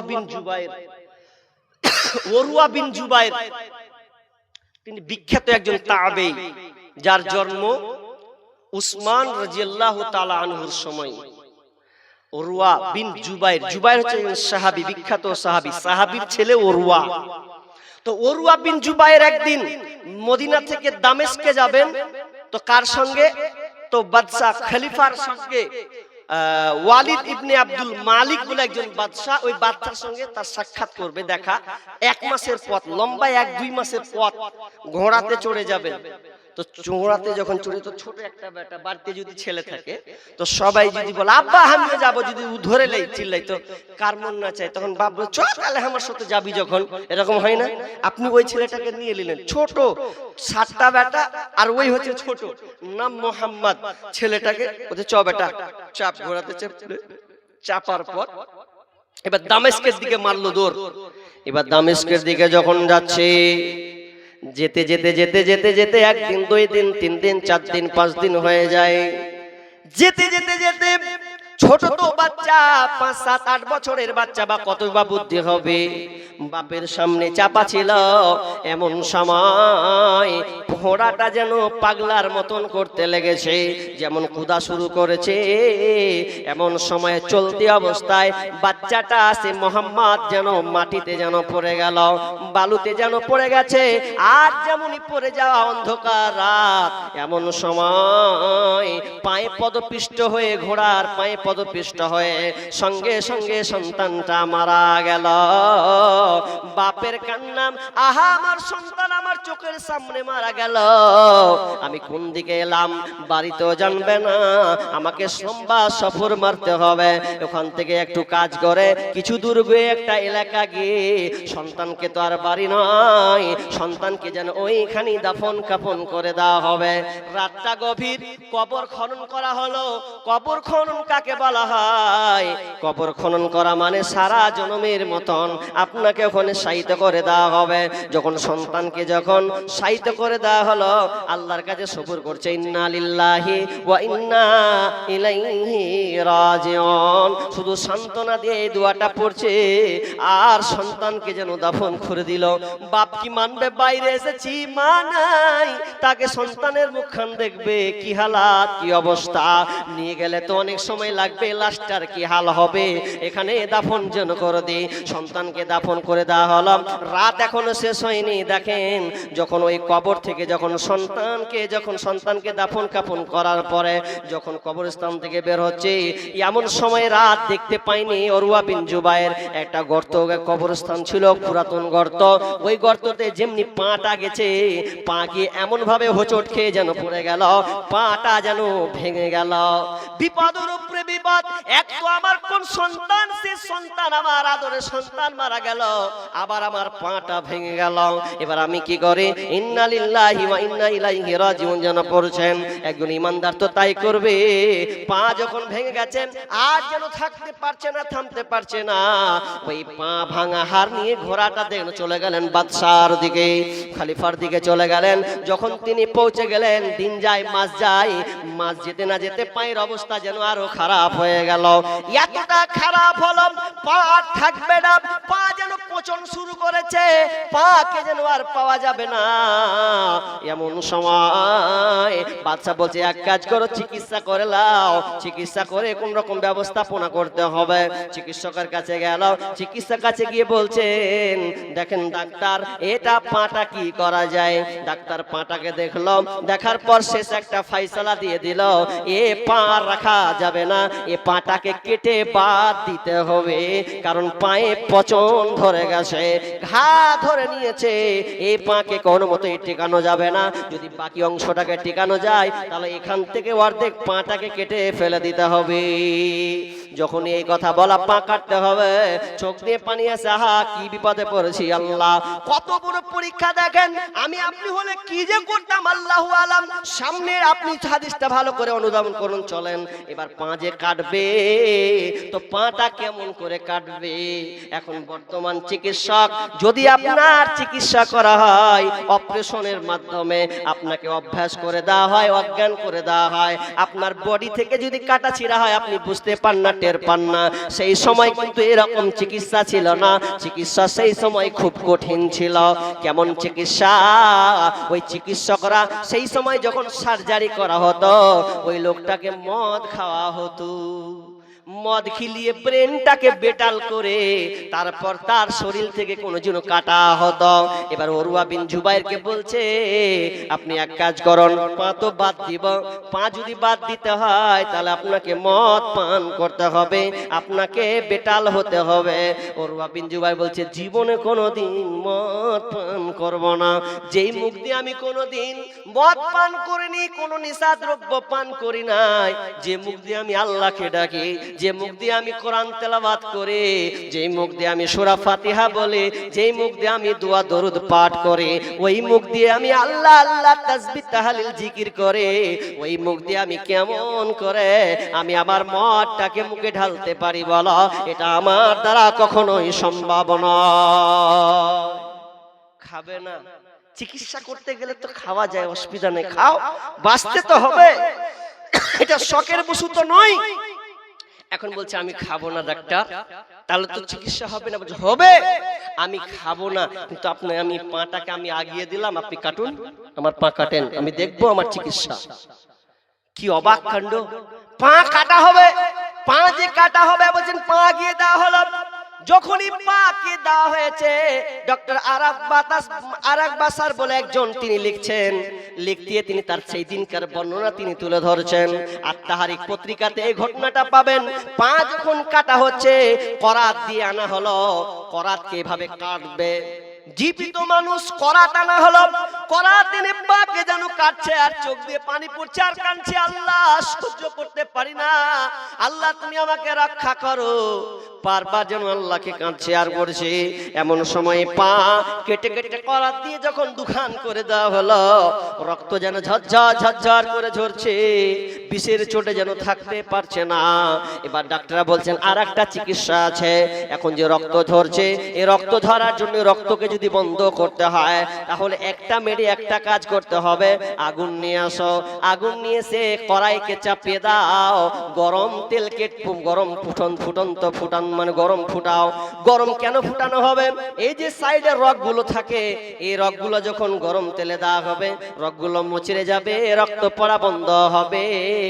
কড়াইকে নিয়ে আসা হলো, আর কড়াই নিয়ে এসে যখন দাও দাও করে আগুন জ্বলছে, এবার যখন সেই পাটাকে যখন দিয়ে দেবে, যখনই পা দিয়ে দেওয়া সঙ্গে সঙ্গে উরওয়া বিন জুবায়ের পুরো যেন আল্লাহ বলে একটা চিৎকার দিয়ে সঙ্গে সঙ্গে যেন অজ্ঞান হয়ে গেছে। ইন্নানিল্লাহ পড়ে সম্পূর্ণ যেন বেহুশ হয়ে গেল, ছটপট সহ্য করতে পারেনি। পা গুলো যখন তেলে গরম ফুটন্ত তেলে যখন ভরে দেওয়া হলো, সেদিন তিনি অজ্ঞান হয়ে গেছিলেন।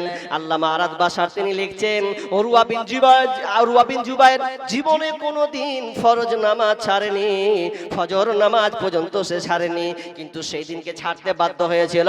সেদিন ফজরে যখন সময় হয়, চিকিৎসা চলছিল, ওই সময় উরওয়া বিন জুবায়ের অজ্ঞান হয়ে গেছিলেন, কিছুই সে বুঝতে পারেনি, কষ্ট পেয়ে জ্বালাতন পেয়ে যেন অজ্ঞান হয়ে যেন তিনি বেহুশ হয়ে গেছিলেন। এই জন্য সে ফজরের নামাজ পড়তে পায়নি। বাকি উরওয়া বিন জুবায়ের জীবনে কোনোদিন এক ওয়াক্ত নামাজ ফরজ সালাত সে ছাড়েনি। কি কষ্ট! আমি আপনি হলে কোথায় যাই, কি আল্লাহকে অভিযোগ করি? তাহলে আপনাকে একটা কথা বলি, হাসি আসলে হাসতে হেসে নিতে পারেন, কোনো অসুবিধা নাই। কথাটা কি, একটা লোক, জানি না ঘটনাটা মালদারি হবে কি, ঘটনাটা এরকম, একটা লোক নামাজ পড়ছে, তো নামাজ পড়তে পড়তে পড়তে ও চাচাকে আর দেখতে পাওয়া যায়। তো গ্রামের লোক কয়টা যারা মুসল্লি ছিল, আচ্ছা আপনারা যদি 10টা লোক নামাজ পড়েন আর একটা যদি পড়তে পড়তে ছেড়ে দেয়, তো আপনারা আলোচনা করবেন না করবেন না? করবেন, যে লোকটা কি ছেলে গেল না রে, নিশ্চয় কিছু হয়েছে। তো খোঁজলে, এবার যদি খোঁজ নিয়েছে যে লোকটা নামাজ পড়ে না, তো খোঁজলে আবার পরে একদিন ওকে দোকানে দেখে নিয়েছে, চায়ের দোকানে বসে আছে, টিভি চলছে আর ও চা খেছে। যে লোকটা টিভির দোকানেও বসে না, চায়ের দোকান, চা খাচ্ছে আর টিভি দেখছো, ব্যাপারটা তো গোলমাল হচ্ছে। তখন বলছে, চাচা কি খবর গো? নামাজ পড়ছিলে, নামাজ পড়তে পড়তে নামাজ ছেড়ে দিলে, তো কি ব্যাপার? শরীর তো দেখছি ভালো নেই না, কেমন কি তাবিয়ত খারাপ আছে? তো বলছে, ভাদার করতে আসো না কেন? তো কেন, কি হয়েছে কহ, কেন নামাজ পড়তে আসো না? তো সোজাই কইছে কি জানেন, সোজাই একটা কথা কইছে যে এই কানাকে ডেকে কি করবো। কি কইছে? কানাকে ডেকে কি করবো? তখন দেয়ারা কইছে, চাচা কেমন কথা হলো এটা, কানাকে ডেকে কি করবো মানে? তো কিছু রহস্য আছে, চাচা কহেন, খুলে তো কহেন শুনি, কি হয়েছে? তখন বলছে, তাহলে শুন, আমি তো একটা 4টা বেটি পেয়েছি, একটা বেটা পেয়েছি, তো বেটি গালা সব বড় বড় হয়ে গেছে, একটা বেটি অসুস্থ আছে, 3টা বেটি, আর একটা বেটা আল্লাহ তাআলা প্যারালাইসিস করে দিয়েছে, অসুস্থ, এর পিছনে টাকা ঢালছে। আর আমার ছোট বেটা, যেই বেটাটা একদম টাটকা জোয়ান হয়ে আছে, যে বেটাটার পানি খানি সব সময় আমি চেয়ে থাকতাম, আমার বেটা বড় হবে, বড় হয়ে বাজার করবে, যেটা বলবো সেটা করবে, ওটাই তো আমার একটাই সাহারা, একটাই বেটা। ওই বেটাকে নিয়ে তো আমি কত গৌরব করতাম, কত কিছু বলতাম, কিন্তু আমি সেদিন থেকে আল্লাহকে ডাকা ছেড়ে দিয়েছি। যেদিন থেকে আমার বেটাকে আল্লাহ নিয়ে নিলে, আমি তো ভাবছিলাম আমার 4টা বেটি ছিল, একটা বেটি প্যারালাইসিস হয়েছিল, টাকা খরচা করতে হয়েছিল, আল্লাহ কি হোশ হলো না, আল্লাহ কি দেখতে পাই না যে বেটির পিছনে খরচা করছি, তো লিতিহার বেটিটাকে লিতিহার বেটাটাকে লিয়ে লিয়েছিস, ওই লাগে আমি কইছি ওই আল্লাহ কানাকে ডেকে আমার কি হবে? আল্লাহকে কানা সাজিয়ে দিল। এখন লিল আর বেটিটাকে, কিন্তু এখানে বুঝলো না আল্লাহর এখানে নিশ্চয় কোনো কল্যাণ আছে। আপনি মনে করছেন আমার একটাই বেটা হতে পারে, ওই বেটা আপনাকে গোয়াল ঘরে ভরতো আর নির্যাতন করতে হতে পারে কি পারে না? কত প্রমাণ নেবেন আপনি? আছে এরকম একটাই বেটা, একটা যেমন ঘটনা প্রায় 2 বছর আগেকার ঘটনা। একটা বেটা খুব গৌরব এমবিবিএস ডাক্তার বানাবো, এমবিবিএস ডাক্তারও বানিয়ে দিয়েছে। ডাক্তার বানিয়ে দেওয়ার পর কিছু 2-1 বছর পর বেটা বাপের মুখে লাত, আর বাপকে দেখে না, ছড়িয়ে দেয়। বেটা মদ খায় আর অত্যাচার চাপায়। তার মানে তুমি জানো না আল্লাহর কারিশমা। অতএব তোমাকে আল্লাহ যেভাবে পরীক্ষা করবেন, আল্লাহ সুবহানাহু ওয়া তাআলা বলছেন বান্দারে আমি তোমাকে তোমার জান নিয়ে আমি আল্লাহ পরীক্ষা করব। ওয়াল আনফুস ওয়াস সামারাত, এবং আল্লাহ বলছেন আমি তোমার ফল ফলাদি দিয়ে আমি আল্লাহ পরীক্ষা করব। আল্লাহ বলছেন আমি তোমাকে ফল যে দিয়েছি, বাগান দিয়েছি, তোমার আমের বাগান। প্রতি বছর তুমি বাগানে আম পাও, কন্টেল আম তুমি পেরে নিয়ে আসো, তোমাকে ভালো লাগে। কিন্তু শুনে লাও আমি আল্লাহ এমন একটা ঝড় দিব 10 বছর পর 12 বছর পর, ওই ঝড়টা যখন আমি তোমাকে দেব, পারপারিয়া আমগুলোকে সব যেন ফেলে দেব। তুমি যে কাঁদবে আর বলবে আল্লাহ কি হলো, আল্লাহ বলছেন খবরদার কাঁদবি না।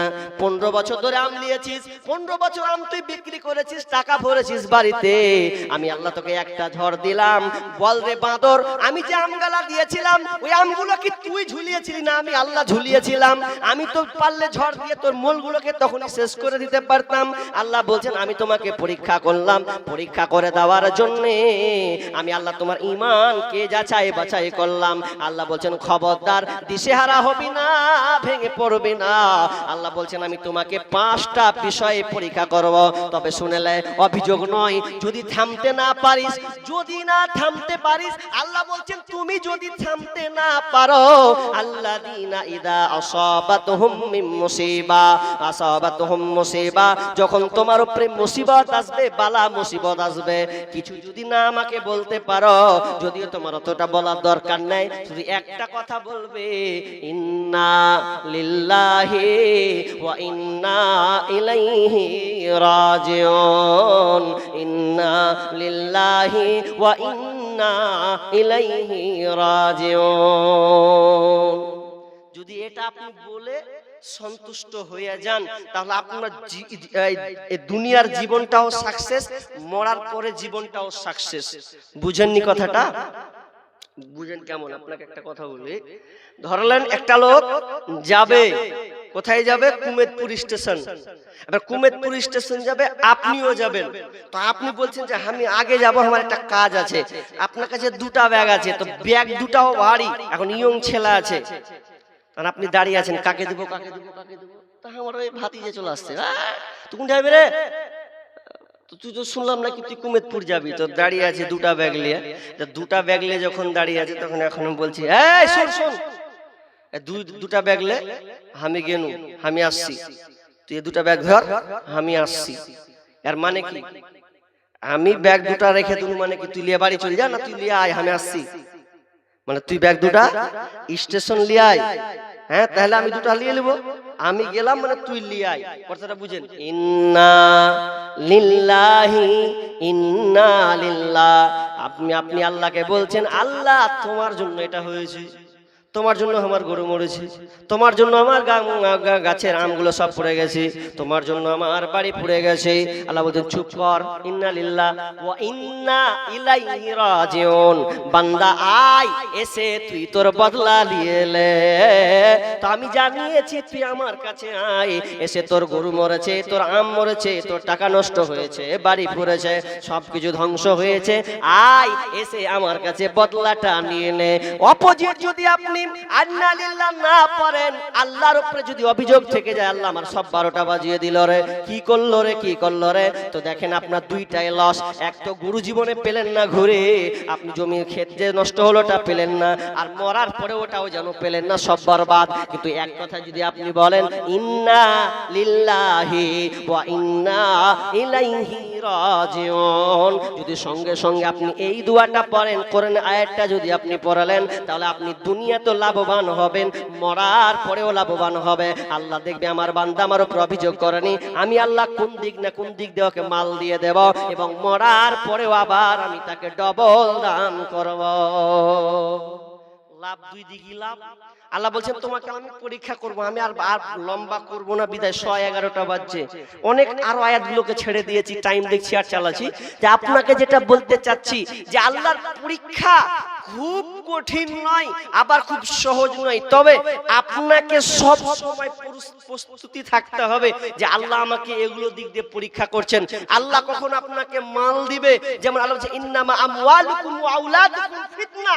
আল্লাহ বলছেন আমি তোমাকে ধন সম্পদ ছেলে সন্তান যে দান করেছি, এটা দান করার পিছনে হলো এটা আমি পরীক্ষা করার জন্য আমি আল্লাহ তোমাকে এটা দিয়েছি। ভাইরা আমার, আপনারা উঠিয়েন না গো, উঠবেন তো তাহলে সব শেষ। একটু বসুন, ছেড়ে দিব তো, যত সকালে ছাড়বেন তত ভালো, আমারও ভালো আপনার ভালো। জীবনে কোনোদিন কি বলবো, বিহারের কাটিহারে ঢুকে গেলে একটা দুটা না হলে আর হয় না, রাত 12টার সময় উঠাবে, রাত 1টার সময় উঠাবে, লোক থাক আর না থাক, খুবই খারাপ বাজে জিনিস। আমাদের মুর্শিদাবাদে 11:30 12টা বাজবে, জলসা খতম, শেষ। মানুষ দুটা শুনলো, 4-5 ঘন্টা ঘুমাতেও পেলো, নামাজটাও জামাতের সঙ্গে হলো। আর আজকে সারা রাত জলসা হচ্ছে, মানুষ ওই যে নাক ডাকছে, আধা দিন নামাজ যে পড়বো, আধা দিন পড়তেও পারি না, তখন পাঁচাং করে ঘুম ভাঙছে, তখন নামাজ পড়তে হচ্ছে। কি করবো, হাল দশা, বেহাল দশা হয়ে যাচ্ছে আমাদের। তো যাক, এক টাইমটা আমি খুব সুন্দর টাইমে পেয়েছি, কিন্তু আপনাদের কাছে কর নিবেদন, আল্লাহর রাস্তায় কেউ উঠবেন না, একটু আমার আশঙ্কাটা, আমার কথাটা রাখুন। চলে গেলে তো সব শেষ, কটা লোক বসে আছে, ছোট প্যান্ডেল, ছোট সামিয়ানা। তো আমি আপনাদের কাছে বলবো, ভাই বন্ধু বাবজি, দেখেন আল্লাহ আপনাকে মালামাল দিয়েছেন পরীক্ষা করার জন্য। এখন আপনার কাছে আছে, কাল আপনার কাছে নাও থাকতে পারে, এটা কোনো গ্যারান্টি নেই। কোনো আপনি এখন ধনী, আল্লাহ আপনাকে ফকির বানিয়ে দিতে পারে, কোনো অসুবিধা নাই। এখন আপনার কাছে বাক্সের ভিতরে 50,000 আছে, 40,000 আছে, এমন একটা আপনার ছেলের রোগ দিয়ে দিলে যে পাটাম করে বেহিকর বাক্স থেকে টাকা ডাক্তারকে দিয়ে দিতে বাধ্য, কিছু করার নাই। আমার নাকের অপারেশন হয়েছে, আপনারা জানেন কি জানেন না, প্রায় এটা অপারেশন করা বেশি হয়নি, 3 থেকে 4 মাস, 3 মাস হবে, এখনো ভালো হয়নি সম্পূর্ণ। অপারেশন করা মানে বুঝেন, কাটা ছিঁড়া। এখন অপারেশন হয়েছে, প্রায় অপারেশন করতে গিয়ে প্রায় 1,20,000 খালি খরচা হয়েছে। অপারেশন খুবই মাত্রার মারাত্মক, কখন কোন দিক দিয়ে টাকা আল্লাহ বের করে নিবে, কিন্তু আল্লাহ বের করে নেয়, কিন্তু চেষ্টা করতে হবে যে আল্লাহ যখন আমাকে যেভাবে পরীক্ষা করবেন সেভাবে আপনাকে সহনশীলতা দেখাতে হবে। জি, এটা কিসের জলসা? মসজিদের জলসা না? মসজিদের উন্নতি কল্পে আমরা সবাই অবগত আছি, এটা মসজিদের জলসা। তার মানে জলসাও শুনবো আর কিছু ইনকাম থেকে আল্লাহ রাস্তায় দিব। আমি আর একটা কথা বলবো, একটা কথা বলে, এই কথাটা কিন্তু মন দিয়ে শুনবেন, প্রশ্ন করবো এই লেগে মন দিয়ে শুনতে হবে। আর যে কটা আছেন একটুও উঠবেন না, আল্লাহর রাস্তায় বলছি, আপনাদের যদি পায়ে পড়তে হয় পায়ে পড়ে যাবো নামবো দিয়ে, কিন্তু উঠবেন না, অপমান করিয়েন না, লোক কম আছেন। আমি আপনাদেরকে প্রশ্ন করছি, একটা কথার উত্তর দেন তো দেখি, যদি কোনো আলেম থাকেন তো বাদ, সাধারণ লোক যারা আছেন তাদের প্রশ্ন ছুড়লাম, বলবেন একটা কথা, আপনারা বলুন তো, নিজের মালকে ভালোবাসেন না পরের মালকে ভালোবাসেন? উত্তরটা লিব এখন, শুধু আলেম বাদ দিয়ে সাধারণ লোক, একদম ব্রেন থেকে যেটা আছে, বলুন দেখি, আপনারা নিজের মালকে ভালোবাসেন না পরের মালগুলা ভালোবাসেন? হ্যাঁ, কে পরের মালকে? ওকে হাত তুলতে হবে। আপনি সাধারণ লোক না মৌলবি মানুষ? হ্যাঁ, এটা তো বেয়ার আছে, এখন মৌলবি মানুষ হলে তো বুঝে নেবে, তখন বলে দিবে সবকিছু। তো সবাই কইছে পরের মালকে ভালোবাসি। আচ্ছা, নিজের মালকে কে কে ভালোবাসেন? উনি বলছেন পরের মালকে ভালোবাসি, সবাই হলো কথাটা। উনি বলছেন নিজের মালকে কে ভালোবাসেন? একটা হাত উঠলো, দুটা হাত উঠলো, তিনটা তুললো, 4টা, মানে উঠবে নাকি? নিজের মালকে ভালোবাসে। তাহলে আমি ডিভাইস পার্থক্য দেখতে পেলাম, কে বলছেন নিজের মালকে ভালোবাসি, কে বলছেন পরের মালকে ভালোবাসি। তাহলে হাদিস থেকে লিব প্রমাণ, তাহলে বুঝতে পারবো কোনটা নিজেরা কোনটা পরের। হাদিসটা কি চলেন।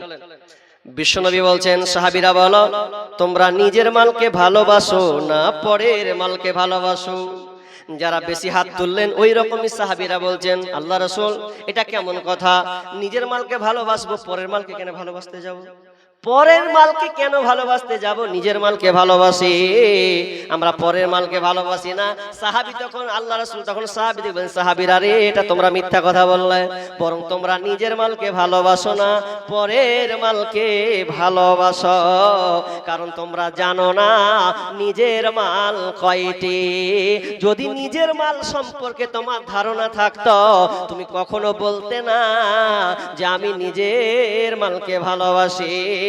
তোমার নিজের মাল কি কি যদি জানতে, তাহলে উত্তরটা সঠিক হতো। সাহাবা আল্লাহ রাসূল বললেন, সাহাবীরা বলেন, তো আল্লাহ রাসূল বললেন তোমার নিজের মাল হলো 3খানা। কয়টা বললাম ভাই? নিজের মাল 3খানা। এই এদিকে তাকান না গো, কয়টা মাল বললাম? 3টা হলো আপনার নিজের মাল। গনিয়ে দিছি, কোন বলবো নিজের মাল 3টে। একটা আপনি যেটা খান ওটা আপনার মাল, ভালো করে গুনবেন। কিন্তু আপনি যেটা খাচ্ছেন, খান মানে খেয়ে নিয়েছেন, খাননি কিন্তু খেয়ে নিয়েছেন, ওটা আপনার মাল। যেটা আপনি পরনে পরে আছেন, পোশাক পরে ছিঁড়ে দিয়েছেন, ওটা হচ্ছে আপনার মাল। নাম্বার 3 নম্বর মাল হলো যেটা তুমি আল্লাহ রাস্তায় দান করে দিয়েছো, ওটা তোমার মাল। তবে বিষ্ণু বলছেন তোমার 2টা মাল দুনিয়াতে নষ্ট হবে, একটা মাল তুমি নিয়ে যেতে পারবে, বাকি কিছুই নিয়ে যেতে পারবে না। তুমি যেটা খাও এটা তোমার মাল, তুমি এখনো খাওনি। আমি দেখলাম 2 বছর আগে একটা ভিডিও ফেসবুকে পোস্ট হয়েছে, একজন কোটিপতি পয়সাওয়ালা মানুষ, কোটিপতি পয়সাওয়ালা মানুষ হোটেলে খাবার অর্ডার দিয়েছে, খাবার খাবো, কি খাবেন সব কিছু অর্ডার দিয়ে দিয়েছেন। অর্ডার দিয়ে টেবিলে খাবার যখন পেতে দেওয়া হয়েছে, টেবিলে খাবার আছে, এমন সময় এক বলছেন তোমরা খাবারটা রাখো, আমি হাতটাকে ধুয়ে আসি। নিজের ব্যক্তিগত খাবার পয়সা দিয়ে পয়সা দিয়ে তারপরে খাবারটা খরিদ করতে হয়। খাবার টেবিলে রাখা হলো, হাতটা যখন ধুতে গেছে, ধুতে এমন সময় টেবিলে বসবে কি, তার আগে মালাকুল মউত এসে প্রাণ পাখিটা নিয়ে চলে গেল। অথচ টাকাটা দিয়ে আগে টাকাটাকে জমা দিতে হয়েছে, তারপরে খাবার এসেছে। কিন্তু খাবারটা কার ছিল? ওই লোকটার ছিল কিনা ছিল না? ওই লোকটারই খাবার, অন্য কারো নয়। কিন্তু লোকটা খাবার খেতে পারলো না, তার মানে ওই খাবারটা ওর নয়। যতক্ষণ পর্যন্ত খায়নি ততক্ষণ ওর নয়, যতক্ষণ খেয়ে নিয়েছে ততক্ষণ তার। কিন্তু বিষ্ণু বলছেন 2টা জিনিস দুনিয়াতে নষ্ট হয়ে যাবে। একটা খাবার, আপনি এখন খাবার খেলেন, খানা, এর নাম হলো খানা, কিন্তু যখন খাবেন 6 ঘন্টা পর কি হবে? কি হবে? পায়খানা। খানা থেকে হলো পায়খানা, দুনিয়াতে শেষ। নাম্বার 2, পোশাক পরলেন, পোশাকটা পরতে পরতে ছেড়ে যখন নষ্ট করে দিবেন, তখন কিন্তু আর ওটা কেউ ব্যবহার করবে না, নেখরাতে পরিণত হয়ে যাবে, ভ্যানিশ হয়ে যাবে। নাম্বার 3 নম্বর হলো তুমি যদি আল্লাহ রাস্তায় দান করে মরে যাও, ওটা হবে তোমার মাল। এবার আরেকটা উদাহরণ আপনাকে দি, বলেন আপনি যদি কুমেদপুর যান, কুমেদপুরে গিয়ে আপনি বললেন আমি কোথায় যাব, তো মালদা যাব। ভালো করে শুনবেন, মালদা যাবেন। মালদা গিয়ে আপনি কাউন্টারে বলছেন, টিকিট কাউন্টারকে বলছেন মালদা যাব, টিকিট দেন। টিকিটটার দাম কত? তো নিল 50 টাকা কিংবা 60 টাকা, 50 টাকা কিংবা 40 টাকা নিল, ধরলেন 50 টাকা। 50 টাকা নিল, একটা সিট আপনি পেয়ে নিয়েছেন, সিটটাতে আপনি বসে গেছেন। যখন আপনি মালদা নেমে যাবেন, মালদা যখন স্টেশন পৌঁছে যাবেন, নেমে যাবেন, বলুন তো ওই সিটটা, ওই ট্রেনটা কিন্তু মালদা পর্যন্ত নয়, ওই ট্রেনটা যেমন যাবে শিয়ালদা কিংবা হাওড়া। আচ্ছা বলেন, যে সিটটায় আপনি বসেছিলেন ওই সিটটা থেকে যখন নেমে যাবেন, ওই সিটটা খালি থাকবে না অন্য কেউ এসে বসে যাবে? উত্তরটা দেন। অন্য কেউ এসে বসে যাবে, আপনার অপেক্ষা করবে না, কারণ আপনার মালদা পর্যন্ত কিন্তু শেষ হয়ে গেছে। ঠিক তেমনি ভাবে যতক্ষণ আপনি বেঁচে আছেন, মনে এটা ধরুন একটা সিট, যতক্ষণ আপনি বেঁচে আছেন ততক্ষণ পর্যন্ত আপনি বসে আছেন, টাকা লাড়ছেন, গোজাচ্ছেন, ঘোরাচ্ছেন, যা পারছেন। যখনই আপনি মরে যাবেন আর ওই টাকা আপনার নামে থাকবে না, ওগুলো ট্রান্সফার হয়ে ওয়ারিসের নামে চলে যাবে। এই জন্য তো আল্লাহ তাআলা ওয়ারিস ফারাইজ নামের একটা অঙ্ক কোরআনে দিয়েছেন। তুমি মরে গেলে মানে তোমার ছেলেদের নামে ট্রান্সফার হয়ে যাবে, ওটা আর তোমার হবে না, ওটা তোমার আব্দুল্লাহ, আব্দুল জব্বার, আব্দুল খলিলের হয়ে যাবে। এই মালধন ছিল তোমারও দাদার, সে মরে গিয়ে হয়েছে তোমার বাবার। বাপের মালেতে তুমি ওয়ারিস হইলে, কাল ছেলে ওয়ারিস হবে তুমি মরে গেলে। ধন ধন করিও না ধন অপরজন, মরিলে তো তোমার সাথে যাবে না কধন, ধন ধন অপরজন না রহে কাহার, অপরে তোমার মালে উড়াবে বাহার। আজ তুমি পরিতে চরে সমপসম, কালিকে পরিতে হইবে মরণের কাফন। একা অন্ধকারে ছিলে মায়ের কুদরে, একা ফেরে যেতে হবে ঘোর অন্ধকারে। সিকিন্দার বাদশা মরিবার কালে এই ওসিয়ত করে বারিশ সকলে, মরিলে আমার তরে শুনো বারে বার, কাফনের সাথে হাত বেদনা আমার। সকলে মিলে ঝুলে খাটলিতে করে, দুই হাত ঝুলাইয়া লইয়া যাইয়া মরে। এই হাল দেখে মর যত মাখলুকাত, আফসোস করিবে আর কহিবে এবাত। সিকিন্দার বাদশা এমন এক ছিল, সকলে থাকিল আজ খালি হাতে গেল। এ ভাই, ওই যে ভাই, এই ঘুরতে হবে না, বসুন বসুন। ওটা আমি করে লিছি, ঘুরতে হবে না, ফের অত কষ্ট করে ঘুরবেন, ওটা আমি করে লিছি, অসুবিধা নেই, বসেন। আর তো বক্তা নেই, ঠিক কেমন করে বাজার মার্কেট করতে হয় আমি দেখে লিছি, বসেন। ওটা আমার বাজার নয়, আমাকে করতে হবে, এটা আমার মার্কেট এখন। জি যাক, অত ঘুরাতে হবে না, ডিস্টার্ব হবে বিষয়ের উপরে। শুনেন ভাই, তাহলে আমাদের মাল কোনটা? যেটা আপনি দিয়েছেন আল্লাহকে, মরে গেলেন ওটুকুই নিয়ে যেতে পারবেন। বাকি যদি বলেন আল্লাহ 10 বিঘা ছেড়ে চলে এসেছি, যে ওটা হবে না, ওটা তো কুচলা ভাই করলো, ওটা তো ভাগ হয়ে গেছে, ওটা তোল্লাই, ওটা যা দিয়েছিস তোর নামে যা ছিল ছিল, এখন তোল্লাই।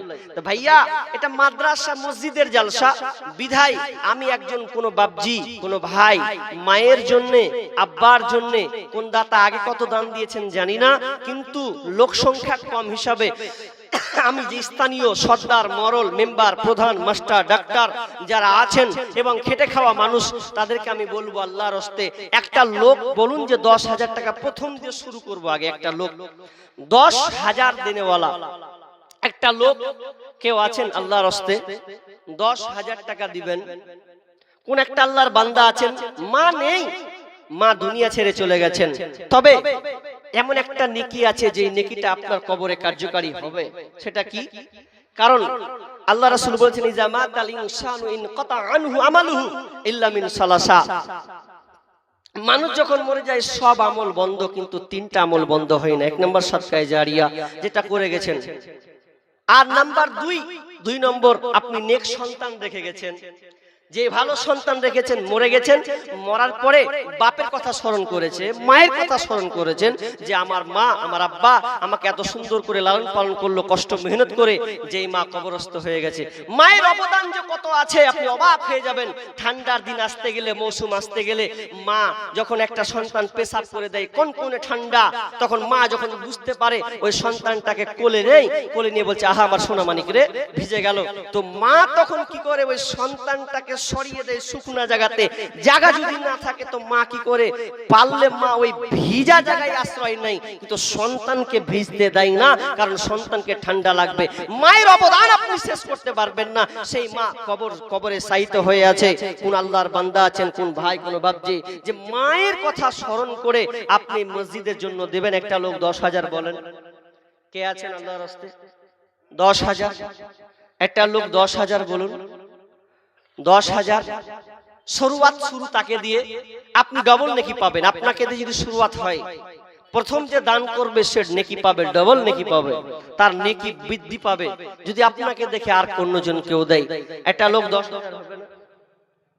একজন বাপজি 500 টাকা দিলেন, আল্লাহুম্মা সাল্লি আলাইহি আল্লাহুম্মা বারিক আলাইহি। বলুন না একটা লোক 10,000, আমি ওই আমার ভাইকে দিয়ে আমি দোয়া শুরু করব, এবং সে হবে প্রথম দাবিদার, তার নাম লিস্টে প্রথমেই আসবেন। মাশাআল্লাহ। কতটি মা মারা গেছে? আহা, এটা কি শেষ শুকর নাকি? মাশাআল্লাহ, মা মারা গেছেন। কতটি যে ভাই? 5,000 আছে আর এটার সাথে।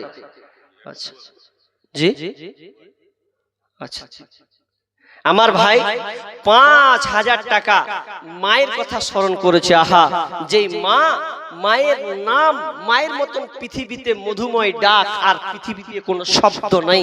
সেই মা জান জুড়িয়ে যায়, যত ডাকবেন। মা যদি একটু বাইরে বাইরে চলে যায়, মাকে দেখতে পায় তো ঘরটা অন্ধকার লাগে, তখন চাঁচার বা চিৎকার মারি, মা মা কোথায় গেলে, কেমনই একটা লাগে। সেই মা দুনিয়া ছেড়ে চলে গেছেন। রব্বুল আলামিন, আল্লাহুম্মা আনতাস সালাম ওয়া মিনকাস সালাম, তাবারাকতা ইয়া জাল জালালি ওয়াল ইকরাম। রব্বুল আলামিন প্রথমে আল্লাহ প্রথম চান্সে 5,000 টাকা দিয়ে শুরুয়াত আমার হাত দিয়ে যেন হয়ে গেল। আল্লাহ আমার ভাই 5,000 এবং একটা ছোট লকেট যেন দিয়েছেন সোনার। আল্লাহ তুমি দানকে আল্লাহ তুমি কবুল করে নাও।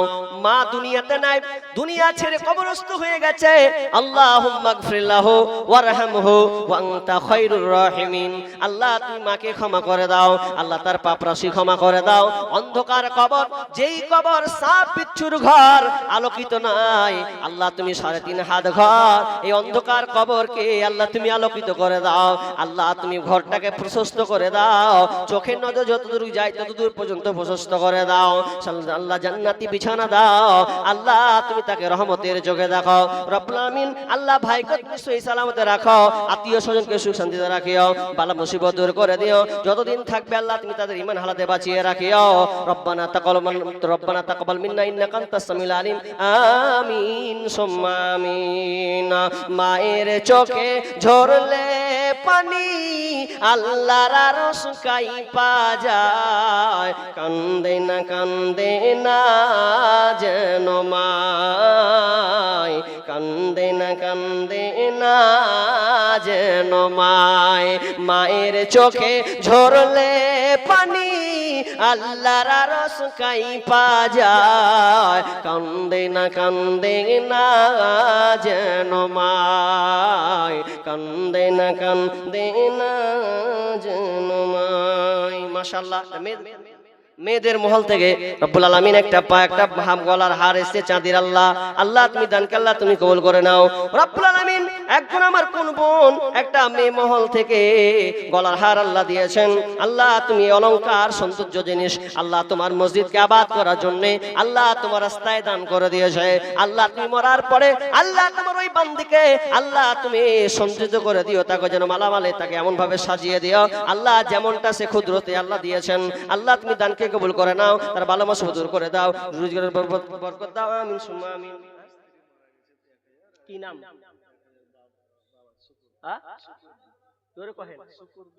শুকুরউদ্দিন। কোনটা আপনি? 2,000 টাকা দিয়েছে। আর কিছু না? 5,000 হবে না? আল্লাহ 2,000 টাকা গরিব মানুষ যে গিয়া 2,000 গতকালকে শুনুন খালি 20,000 30,000 50,000 আর দুটা মাদানিকে 1 লাখ করে ধন্যবাদ খারাম করে যা দিবি না, মানে যার পয়সা আছে তার দাম বেশি না জি, যারা অসহায় গরিব তারা কম দিবে আলাদা কথা। তো তিনি স্ত্রীর জন্য দিয়েছেন নাকি? এই স্ত্রীর জন্য আমার বাপজি দিয়েছেন, নাই দুনিয়া ছেড়ে চলে গেছেন। আল্লাহ 2,000 টাকা তোমার মসজিদে আবাদ করার জন্য দিয়েছেন। আল্লাহুম্মা আনতাস সালাম ওয়া মিনকাস সালাম তাবারাকতা ইয়া জাল জালালি ওয়াল ইকরাম। রব্বুল আলামিন কানে শুনলাম আল্লাহ আমার বাপজি স্ত্রীর কথা স্মরণ করে। আহা সঙ্গিনী না থাকলে যা যে কত কষ্ট হয়, সঙ্গী থাকলে সংসারে একটা সংসারে একটা শান্তি বিরাজ করে, অনেক যেন কাজ তার সহজ হয়ে যায়। রব্বুল আলামিন আজকে বয়স্ক প্রাপ্ত মানুষ স্ত্রী হারা আল্লাহ কবরস্থ হয়ে গেছে, জানি না কি হালাতে আছে। আল্লাহুম্মা গফির লাহু ওয়ারহামহু আনতা খায়রুর রাহিমিন। আল্লাহ তুমি তার উপরে রহম করো, আল্লাহ তুমি তাকে ক্ষমা করে দাও, কবরকে প্রশস্ত করে দাও, জান্নাতি বিছানা বিছিয়ে দাও। আমিন সুম্মা আমিন।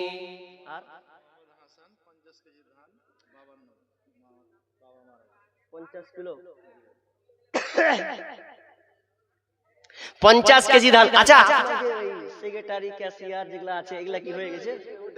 এগুলা এটা একটা ওটা একটা এটা একটা আপনারা সব বাদ করে আছেন তো, হ্যাঁ তো শেষেই দেয় এগুলা যে বক্তা কি দিব, তারপরে তো আর বক্তা নেই আছে আর তো নেই, তাহলে আপনারা কেন চুপচাপ থাকবেন? তাও লোকগুলা তো দেখবে, ওরা তো দিবে আর আপনারাও দিবেন দেখবে। ভাইয়া উঠিয়েন না, দেখেন কয়েকটা লোক উঠে গেল জি, বুঝলো না সাহাবীদের আমল কাহরির নাই। 12টা তো বাজেনি, ছেড়ে দেবো তো, 10টা মিনিট ওয়েট করেন, ছেড়ে দেবো ইনশাআল্লাহ। তবে বলুন একটা 10,000 পেলাম না, একটা কলম 10,000 পাইনি, 5,000 পেয়েছি, জোড়া হলে হয়তো পাবো, কিন্তু একটা 10,000 এই আপনাদের এই গঙ্গানগরের মাটিতে পাবো না। একটা লোক 10,000 আল্লাহর রাস্তায় কে আছেন? জি ভাই, এটা মাস্টার, এটা প্রাইমারি না হাই স্কুল? আল্লাহু আকবার, তাহলে তো বিশাল ব্যাপার জি।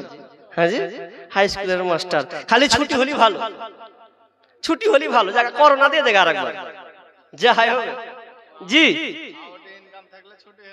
আচ্ছা আচ্ছা, ও ঠিকই আছে, আউটিং আমার গে আছে সিজন, সিজন হলি সেই 4 মাস চলবে, দা বাকি শেষ বস থাকো এবার, তারপর মসজিদের চাকরি। জি, তো যাক, আল্লাহ তাআলা আপনাদের ভালো জায়গায় সম্মান দিয়েছেন, বস থাকলেও আসবে বেতন। জি, তা আপনাদের যেটা বলি, তা আপনি কেন বাদ করছেন? তাহলে আপনাকে কতটি করি? আচ্ছা, যে মোটাই তো দিতে হবে, তাহলে পাতলা দিলে কি চলবে? হ্যাঁ জি, মোটাই তো লিব, পাতলা ফেকে লিবে। জি, তো কতটি করব? 50,000। হ্যাঁ, আচ্ছা 50,000 করে দিই নাকি মাস্টার? আচ্ছা কহেন শুরুত করি, চিল্লাছি খুব মেলা এখন থেকে নাকি? আপনাকে দিয়ে যদি কিছু বাজারটা চলে। হ্যাঁ, বলুন আপনাদের সামনে যারা আছেন, আব্বার জন্য মায়ের জন্য নেক সন্তান, আব্বার কথা মনে করে মায়ের কথা মনে করে কবরস্থ হয়ে গেছে আমার মায়েরা, যদি মায়েরা থাকেন আপনি কারো হাত দিয়ে দিয়ে পাঠান, ইনশাআল্লাহ দোয়া করে দেব। জি, 500 1000 করে বলুন, ববিয়ান আমি 10 বলে দিয়েছি তো বলে দিয়েছি, 200 100 করে বলুন। একবার দিয়েছেন, একবার মায়ের জন্য দিলেন। কি নাম? জাহাবুদ্দিন সাহেব, সাহাবুদ্দিন। ও কো সাহাবুদ্দিন কোনটা গো? আচ্ছা, কানে মোবাইল ধরে চলে গেছে, তা আমার কি, আমার কোন যায় আছে?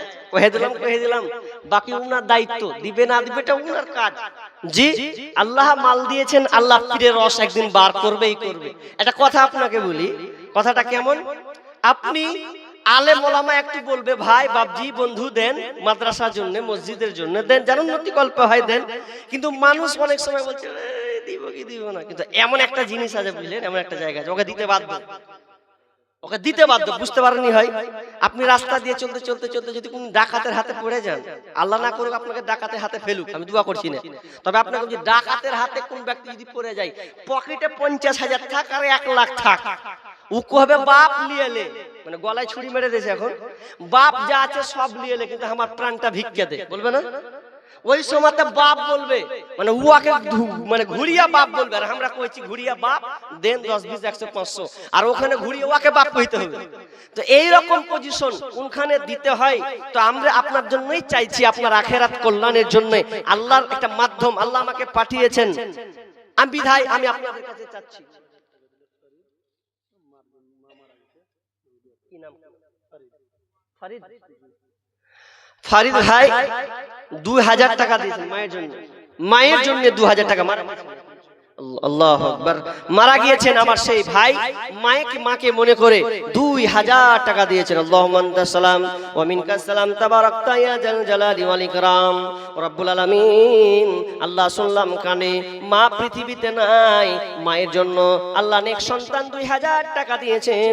আল্লাহ তুমি দানকে আল্লাহ তুমি কবুল করে নাও, মাকে আল্লাহ তুমি ক্ষমা করে দাও, কবরকে প্রশস্ত করে দাও। অন্ধকার কবর, ঠান্ডার লেপ, ঠান্ডার সময় লেপ না হলে থাকা যায় না। অন্ধকার কবর কি হালাতে আছে আল্লাহ তুমি একমাত্রই জানো। আল্লাহ তুমি আল্লাহ আমরা দোয়া করি, আল্লাহ তুমি দোয়াটাকে কবুল করে নাও। আল্লাহ তুমি তোমার দয়া দিয়ে আল্লাহ তুমি মায়ের কবরটাকে প্রশস্ত করে দাও, জান্নাতি বিছানা বিছিয়ে দাও। আমিন সুম্মা আমিন। নাজমুল হক 500 টাকা। আল্লাহুম্মা সাল্লি আলাইহি আল্লাহুম্মা বারিক লাহায়াকালা বারাকাল্লাহ। আল্লাহ তুমি দান কাল্লাহ তুমি কবুল করে নাও, যে উদ্দেশ্য দিয়ে আশা পূর্ণ করে দাও, বালা মুসিবত দূর করে দাও, রোজগারে বরকত দাও, যতদিন থাকবে আল্লাহ তুমি সহি সালামতে রাখিও। আমিন সুম্মা আমিন। হাজি একটা মালা পেন তো আর একটা জোড়া পাবো না?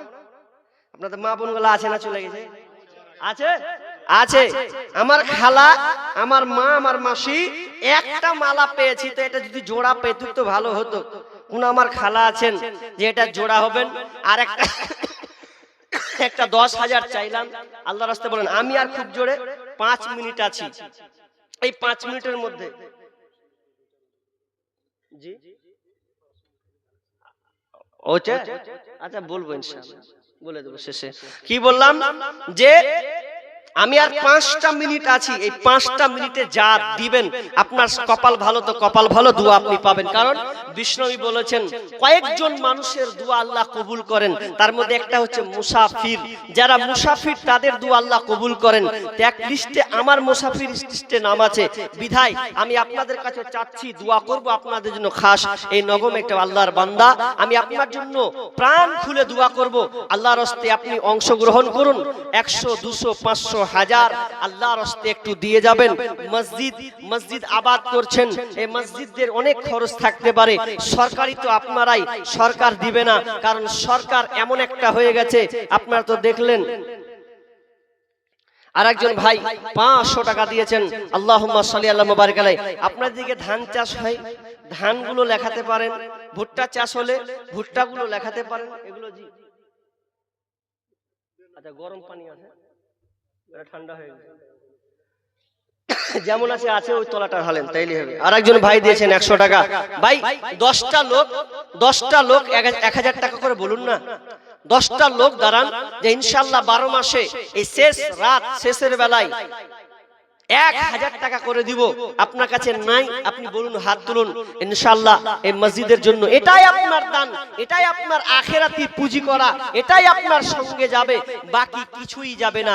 দেখেন, মানুষ যখন মরবে না, তো মরার সময় কাঁদতে কাঁদতে কাঁদতে কাঁদতে পানের চোখের পানি ফেলতে ফেলতে মরবে, মারা যাবে। এটা সবাই মারা যাবেই, যখন চোখ দিয়ে পানি ঝরবে আফসোস করে করে। কেন জানেন? ওই আফসোসটা বিবির মুখ দেখবে এই বলে নয়, স্বামীর মুখখান দেখবো এ বলে নয়, বেটার মুখ দেখবো এই জন্য নয়, জমিতে চাষটা কখন টাকাটা হলো, কত কি হলো এই জন্য নয়। শেষ বাক্য একটাই বলবে আল্লাহকে, আল্লাহ ফাসাদাকা ওয়া কুন মিনাস সলিহিন। আল্লাহ মরে যখন যাচ্ছি, শেষবারে একটা অফার দাও, বেটির মুখ নয়, স্ত্রীর মুখ নয়, শুধু একটু খালি দান করব, আমি অনেক টাকা ছেড়ে চলে যাচ্ছি, ওগুলো সব আমার হবে না, ওগুলো অরিসের মাল হবে, আমার ব্যাপারে ক টাকা দিবে তার ঠিক নাই, তো আমি যখন চলে যাচ্ছি একটু আল্লাহ সুযোগ দাও, কিছু আল্লাহ আমি দান করে যাব। বলবে না নামাজ পড়বো, বলবে না হজ করব, বলবে না আল্লাহ আমি রোজা রাখবো, এই কথা বলবে না। মরার সময় বলবে আল্লাহ আমি ফাসাদাকা, দান করব, দান করার সুযোগটা দাও। আল্লাহ বলবেন আর লাই, খুব দিয়েছি, 60 বছর খুব চালিয়েছো, খুব ধান মেরেছো, খুব চাষ করেছো, টাকা খুব ব্যাংকে জমালছো, আর ছেলে মেয়েদেরকে দিয়েছো, আর সুযোগ দেওয়া হবে। নাজরুল হক 500 টাকা, 1500 টাকা যাচ্ছে, এটা অন্য জনা দিয়েছে, 1500 দিয়ে 2000 করে 1500 দিয়েছে, 500 টাকা ধান দিয়েছেন। আল্লাহুম্মা সাল্লি আলাইহি, আল্লাহুম্মা বারিক আলাইহি, বারাকাল্লাহ। ভাই আমি বেশি নয়, 10টা লোকের কাছে 1000 করে চেয়েছি, 10টা লোকের কাছে 1000, আমি নগদ দেখতে চাই, বেনামিতে 500 টাকা। আল্লাহুম্মা সাল্লি ওয়া বারিক আলাইহি। মোহাম্মদ জাহির 1000 টাকা নগদ, নাকি আর 1000 টাকা কোনটা ওটা গো, কই আজকে আসি ভাই, বাপরে বাপ, দিয়া পালে যে সালামটাও দেয় না, যে চিল্লা মরছে আর ওরা অন্যজনকে দিছে। আমি এদিকে গোছাচ্ছি, চিল্লা গলা শুকিয়ে গেছে, মাশাআল্লাহ। কোথায় বাড়ি ভাই? এইখানেই বাড়ি। 2000 টাকা দিলেন, চিল্লা মা হয়ে গেল, তো 5000 টাকা হবে না ভাই? আল্লাহর রাস্তায় দেখেন, কোশিশ করেন, 12টা মাস চেষ্টা করেন। চাইছি অনেকক্ষণ থেকে একটা 5000 10,000, তো আল্লাহ আপনাকে দিয়েছে, দিবে, আমি দোয়া করবো আল্লাহ আপনার মালে বরকত দিক। আমি 5000 টাকা চাইছি আপনার কাছে আল্লাহর রাস্তায়। এজ না পারবেন 1 মাস পর দিবেন, 2 মাস পর দিবেন, হ্যাঁ, তো আর 3000 টাকা চাইছি আল্লাহর রাস্তায়। দেখেন, মাল চিরদিন থাকে না, আজ আছে কাল নাই, বার্ধক্যে চলে গেলে সব শেষ। হয়তো আপনার এই কথাটা বিচারের মাঠে একদিন কথা বাজবে, জি, সেদিন হয়তো ওটাই আপনার কাজে লাগবে, তো বিধায় চাইছি আল্লাহর রাস্তায়। দেখেন, শেষ ভালো যার সব ভালো তার। আপনি 2000 দিয়ে দিয়েছেন অলরেডি, আর 3000 টাকা, খুব বেশি নয় আপনার, খুব বেশি নয়, 12 মাসে আপনি যখন পারবেন দিবেন আল্লাহর রাস্তায়, ইনশাআল্লাহ করেন। ভাই বলেন, দিলটাকে একটু মন বড় করে, আর 1000 লিখবো, 3000 হলো। আল্লাহ কোন রকম করে কষ্ট করে 3000 টাকা নগদ, বাবার জন্য 2000, মার জন্য 2000, দাদির জন্য মারা গেছে 1000, বাবা মারা গেছে 2000, আর আমার জন্য 10,000, 5000, টোটালে 10,000 টাকা আমি কারি হিজুর। কি নাম? কারি হেফজুর রহমান। তো ভাই তিনি 10,000 টাকা মসজিদের জন্য দিলেন, বাবা মা নিজের এবং ছেলে মেয়ে, দাদা দাদিও মারা গেছে। দাদি মারা গিয়েছেন, তো টোটাল 10,000-এর তাদের অংশগ্রহণ তাদের আছেন, তো সকলের জন্য তিনি 10,000 টাকা মসজিদের জন্য দিলেন। রব্বুল আলামিন আল্লাহুম্মা আনতাস সালাম ওয়া মিনকাস সালাম তাবারাকতা ইয়া জাল জালালি ওয়াল ইকরাম। রব্বুল, আমার ভাই আল্লাহ, আমি অনেকক্ষণ থেকে 10,000 টাকা আবদার করছিলাম, কিন্তু মালিক আল্লাহ তোমার কোন বান্দা আমার সেই ভাই আমার বাম পাশে যেন বসে আছেন, তিনি মসজিদের জন্য 10,000 টাকা, মা বাবা নিজের দাদির জন্য আল্লাহ, এক কথায় আল্লাহ যাদের জন্য তিনি সাহারা পাগল, আল্লাহ তাদের জন্য এই দান আল্লাহ করেছেন। আল্লাহ তুমি দানকে আল্লাহ তুমি কবুল করে নাও। শুনলাম নাকি আল্লাহ দুনিয়া ছেড়ে চলে গেছেন। আল্লাহুম্মা গফির লাহু ওয়ারহামহু আনতা খায়রুর রাহিমিন। আল্লাহ তার কবরকে আল্লাহ তুমি প্রশস্ত করে দাও, জান্নাতি বিছানা বিছিয়ে দাও। আল্লাহ যতদিন থাকবে আমার ভাই, আল্লাহ তুমি ভাইকে সহি সালামতে রাখিও। আল্লাহ ব্যবসা বাণিজ্যে উন্নতি দিও রব্বুল আলামিন। আমি তো দুয়ার পাত্র, আল্লাহ আমি দোয়া করব আর কবুল করবে তুমি। আল্লাহ মেহেরবানি করে অধমে দোয়াকে আল্লাহ তুমি কবুল করে নাও। আল্লাহ বিষ্ণু বলেছেন মুসাফিরের দোয়া কবুল করা হয়, আল্লাহ তুমি দোয়াটাকে কবুল করে নাও, সাদরে গ্রহণ করে নাও, বালা মুসিবত দূর করে দাও। যতদিন থাকবে আল্লাহ ভাইকে তুমি সহি সালামতে রাখিও, সংসারে উন্নতি দিও, ছেলে মেয়ে সন্তানদেরকে আল্লাহ সুখে শান্তিতে রাখিও। আমিন সুম্মা আমিন। মেয়েদের সমান অধিকার, মেয়েরা করে হাট বাজার, দেখাই ফ্যাশন। কত রে ভাই? 1,000 টাকা। এত চিকন চাকন ছেলে হাজি জুয়ান ভাই সাথী, দেখতো মাশাআল্লাহ চেহারাও সুন্দর, যে চেহারা একদিন তো বুড়ে বেটে জানছি, যতদিন চ্যাংড়া আছে চ্যাংড়ার মতন দানটা হতে ভালো হতো। 1,000 টাকা দিছে ভাই, হবে না? আল্লাহু আকবার। তাহলে আপনি কেন পিছেছেন গো? পিছাই তো যাক, আপনি 5,000 করেন, 5,000 করেন। দেখেন শেষ ভালো, যার শেষের বেলায় এসেছি যখন আর তো নেই, যত চাহাবো মিনতি করে 5,000 করেন আল্লাহর রাস্তে। দেখেন 1,000 নগদ, 4,000 বাকি দিয়েছেন এর আগে। তাহলে প্রথম বছর একটা জালসা, 12 মাস ইনকাম, এক বছরে একবার জালসা, 1,000 টাকা দিয়েছেন। ভুট্টা লিব না, টাকাটাই লিব, ভুট্টা তো দিবেন আলাদা, আপনার 5,000 টাকা লিব ভাই আমার। কহেন আল্লাহ রাস্তে, কহেন হবে ইনশাআল্লাহ, বরকত দিবে। 50 কিলো ভুট্টা তো লিখবে ওটা ইনশাআল্লাহ, হোক আল্লাহ রাস্তে। আপনি পারবেন না? তাহলে ওই যে লোকটা 3,000 টাকা দিলে ওর মতন শরীক হয়ে যান, তাহলে আর কিছু কহবো না, জান 3,000 টাকা হ্যাঁ কহে দেন ইনশাআল্লাহ, লিখে দেন 2,000 টাকা দেন। মাশাআল্লাহ। বাবা মায়ের জন্য দোয়া, আল্লাহুম্মা আনতাস সালাম ওয়া মিনকাস সালাম তাবারাকতা ইয়া জাল জালালি ওয়াল ইকরাম। আমার ভাই আল্লাহ মা বাবার জন্য আল্লাহ 1,000 টাকা দিয়েছিলেন, আল্লাহ আমি আবদার করে 2,000 টাকা চাইলাম। আল্লাহ রাগ নয় গুসা নাই, খুশি হয়ে তোমার বান্দা আল্লাহ মসজিদ আবাদ করার জন্য আর 2,000 টাকা দিলেন, 50 কিলো ভুট্টা দিলেন। আল্লাহ যেমন রাজি খুশি হাসি মুখে আল্লাহ দান করলো। আল্লাহ তুমি ভাইয়ের মতো ভাইয়ের উপরে তুমি হাসি খুশি সহায়ক হয়ে যাও। আল্লাহ তার বালা মুসিবত দূর করে দাও, রোজগারে বরকত দাও। আল্লাহ মা বাবার জন্য দোয়া চেয়েছে, আল্লাহ তুমি মা বাবাকে ক্ষমা করে দাও। আল্লাহ মা বাপের জন্য তুমি রহম হয়ে যাও। আমিন সুম্মা আমিন।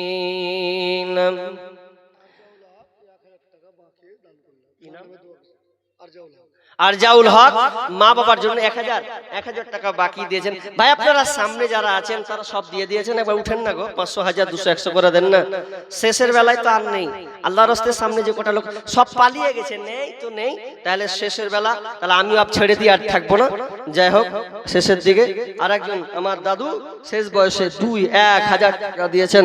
আল্লাহুম্মা সাল্লি আলা মুবারাক হায়াকাল্লাহ।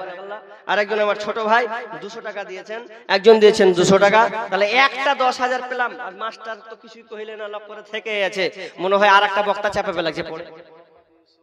মোহাম্মদ ইউসুফ 100 টাকা, আর 20 কেজি কি ভুট্টা, 20 কিলো ভুট্টা তো 1 মণ করে নিলেন কেন? হ্যাঁ 40 কেজি হতো 1 মণ। জি আল্লাহুম্মা সাল্লি আলা মুবারাক আলাইহি হায়াকাল্লাহ বারাকাল্লাহ। আমিন সুম্মা আমিন। আল্লাহ তুমি দানকে কবুল করে নাও। আল্লাহ এক 100 করে দান করছেন। আহা আমার একজন চাচি 500 টাকা স্বামীর জন্য দিয়েছেন, স্বামীর জন্য দিয়েছেন। আল্লাহ 500 টাকা স্বামী নাই, আল্লাহ স্বামী না থাকলে সংসার সাহারা কে দিবে? আল্লাহ আমরা অনেকে বলে বাপ মা নাই মানে ইয়াতিম কিন্তু না, স্বামী না থাকলে সবচাইতে বড় ইয়াতিম কে? তার দেখভাল কার, সংসার চালাতে অনেক কষ্ট হয়। আল্লাহ তুমি তার স্বামীকে ক্ষমা করে দাও।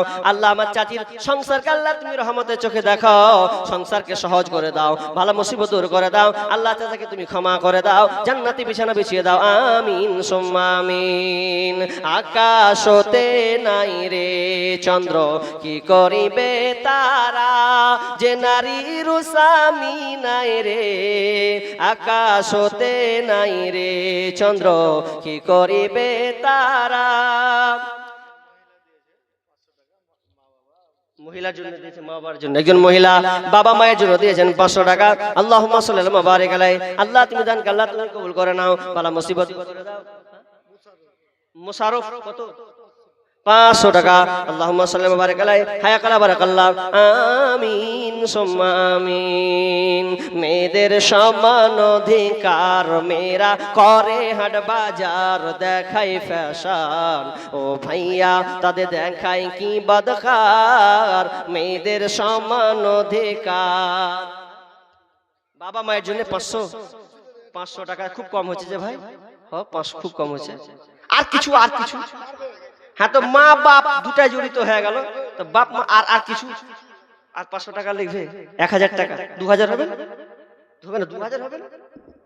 অসুবিধা আছে, অসুবিধার লেগে তো অসুবিধা হলে বেশি দেওয়া উচিত, তাহলে তো আল্লাহ অসুবিধা তাড়াতাড়ি দূর করবে যে ইনশাআল্লাহ। বাপ মায়ের জন্য দোয়া চেয়েছেন, তো তোমার সন্তান ছেলে পেলে বলে পরে দেখা যাবে। আল্লাহু আকবার। আর 1000 সুযোগ ছিল ভালো, আর 1000 দিয়ে দিলে হয়ে তো কাজ হবে না? হবে 1000 টাকা। আল্লাহু আকবার। দিল খুব কড়া জি ভাই, হবে না জি, দিল কড়া, ডাকাত হতে হবে লাস্টে। 1000 টাকা বাবা মায়ের জন্য দিয়েছেন। আল্লাহুম্মা সাল্লি আলাইহি। আল্লাহুম্মা বারিক আলাইহি। আল্লাহ মা বাবার জন্য দিয়েছেন। আল্লাহ সে আল্লাহ দানকে আল্লাহ তুমি কবুল করে নাও, বাবাকে আল্লাহ তুমি ক্ষমা করে দাও, জান্নাতি বিছানা বিছিয়ে দাও। আমিন। মোহাম্মদ জামিল কত? জাবির কত? 1000 বাকি 1000 টাকা মোহাম্মদ জাবির ভাই দিয়েছেন। আল্লাহ তুমি দান কালা তুমি কবুল করে নাও, বালা মুসিবত দূর করে দাও। আমিন সুম্মা আমিন। মা বোনরা টোটালি পেরু না গেলেন না, পাঠাননি, একবারও পাঠাননি মনে হয়। ভাইয়া আমি শেষ করে দিচ্ছি, আর নয় শেষ, একদম শেষ। 50,000 হয়ে গেছে মেয়েদের। আল্লাহু আকবার। আমার মা বোনদের ওখান থেকে 50,000 টাকা দোয়া করে দেবো শেষ বেলায়। তো আপনাদের শেষ মেশ যা আছেন 5-10 টাকা দেন তো, হাত পকেটে হাত ভরেন, 5-10 টাকা যা আছে ওটাই নিব ইনশাআল্লাহ। 500,000 দা দিয়েছেন, ওটাই ফ্রি, ওটাই মানে ওটাই মজা।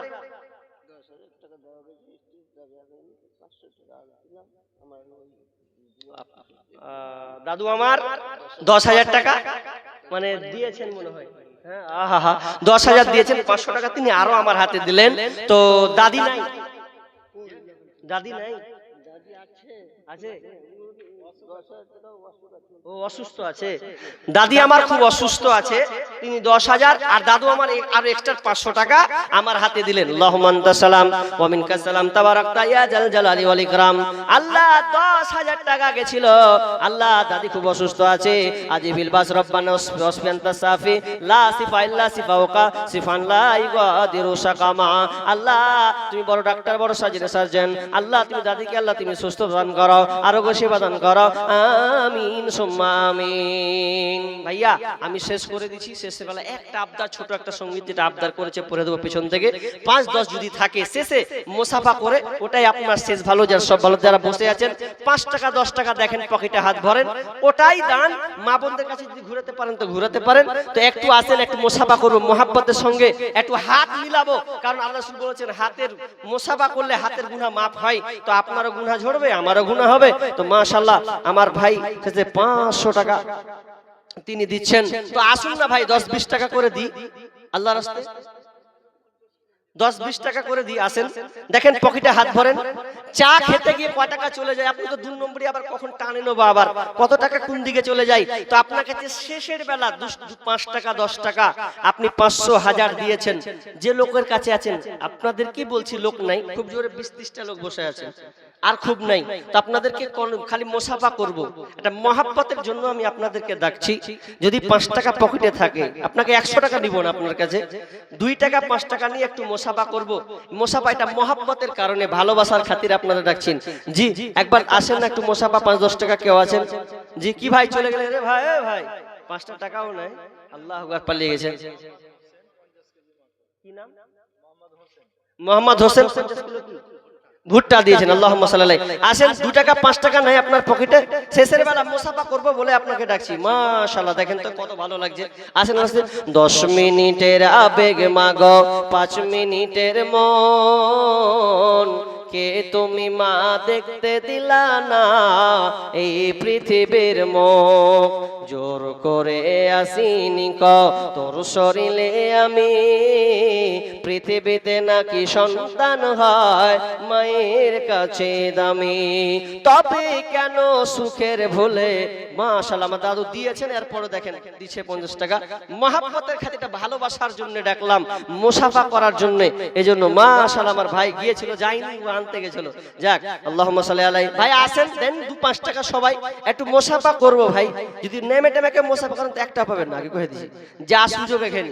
10 মিনিটের আবেগ মাগো 5 মিনিটের মন, কে তুমি মা দেখতে দিলা না এই পৃথিবীর মুখ, জোর করে আসিনি ক তোর শরীরে আমি, পৃথিবীতে নাকি সন্তান হয় মায়ের কাছে দামি, তবে কেন সুখের ভুলে আমায় পেটে নিলা, সুখের শেষে কেটে ছিঁড়ে আমায় ফেলে দিলা, একদিন তুমি আমার কাছে, একদিন তুমি আমার কাছে আসবে ঠিকই মাগো, কি বলবে আল্লাহর কাছে জমা করে রাখো, আমি তো বেঁচে গেছি, আমি তো বেঁচে গেছি, বেঁচে গেল মান, নইলে লোকে বলতো মোরে অবৈধ সন্তান, একটু অবৈধ সুখ পেতে মা, একটু অবৈধ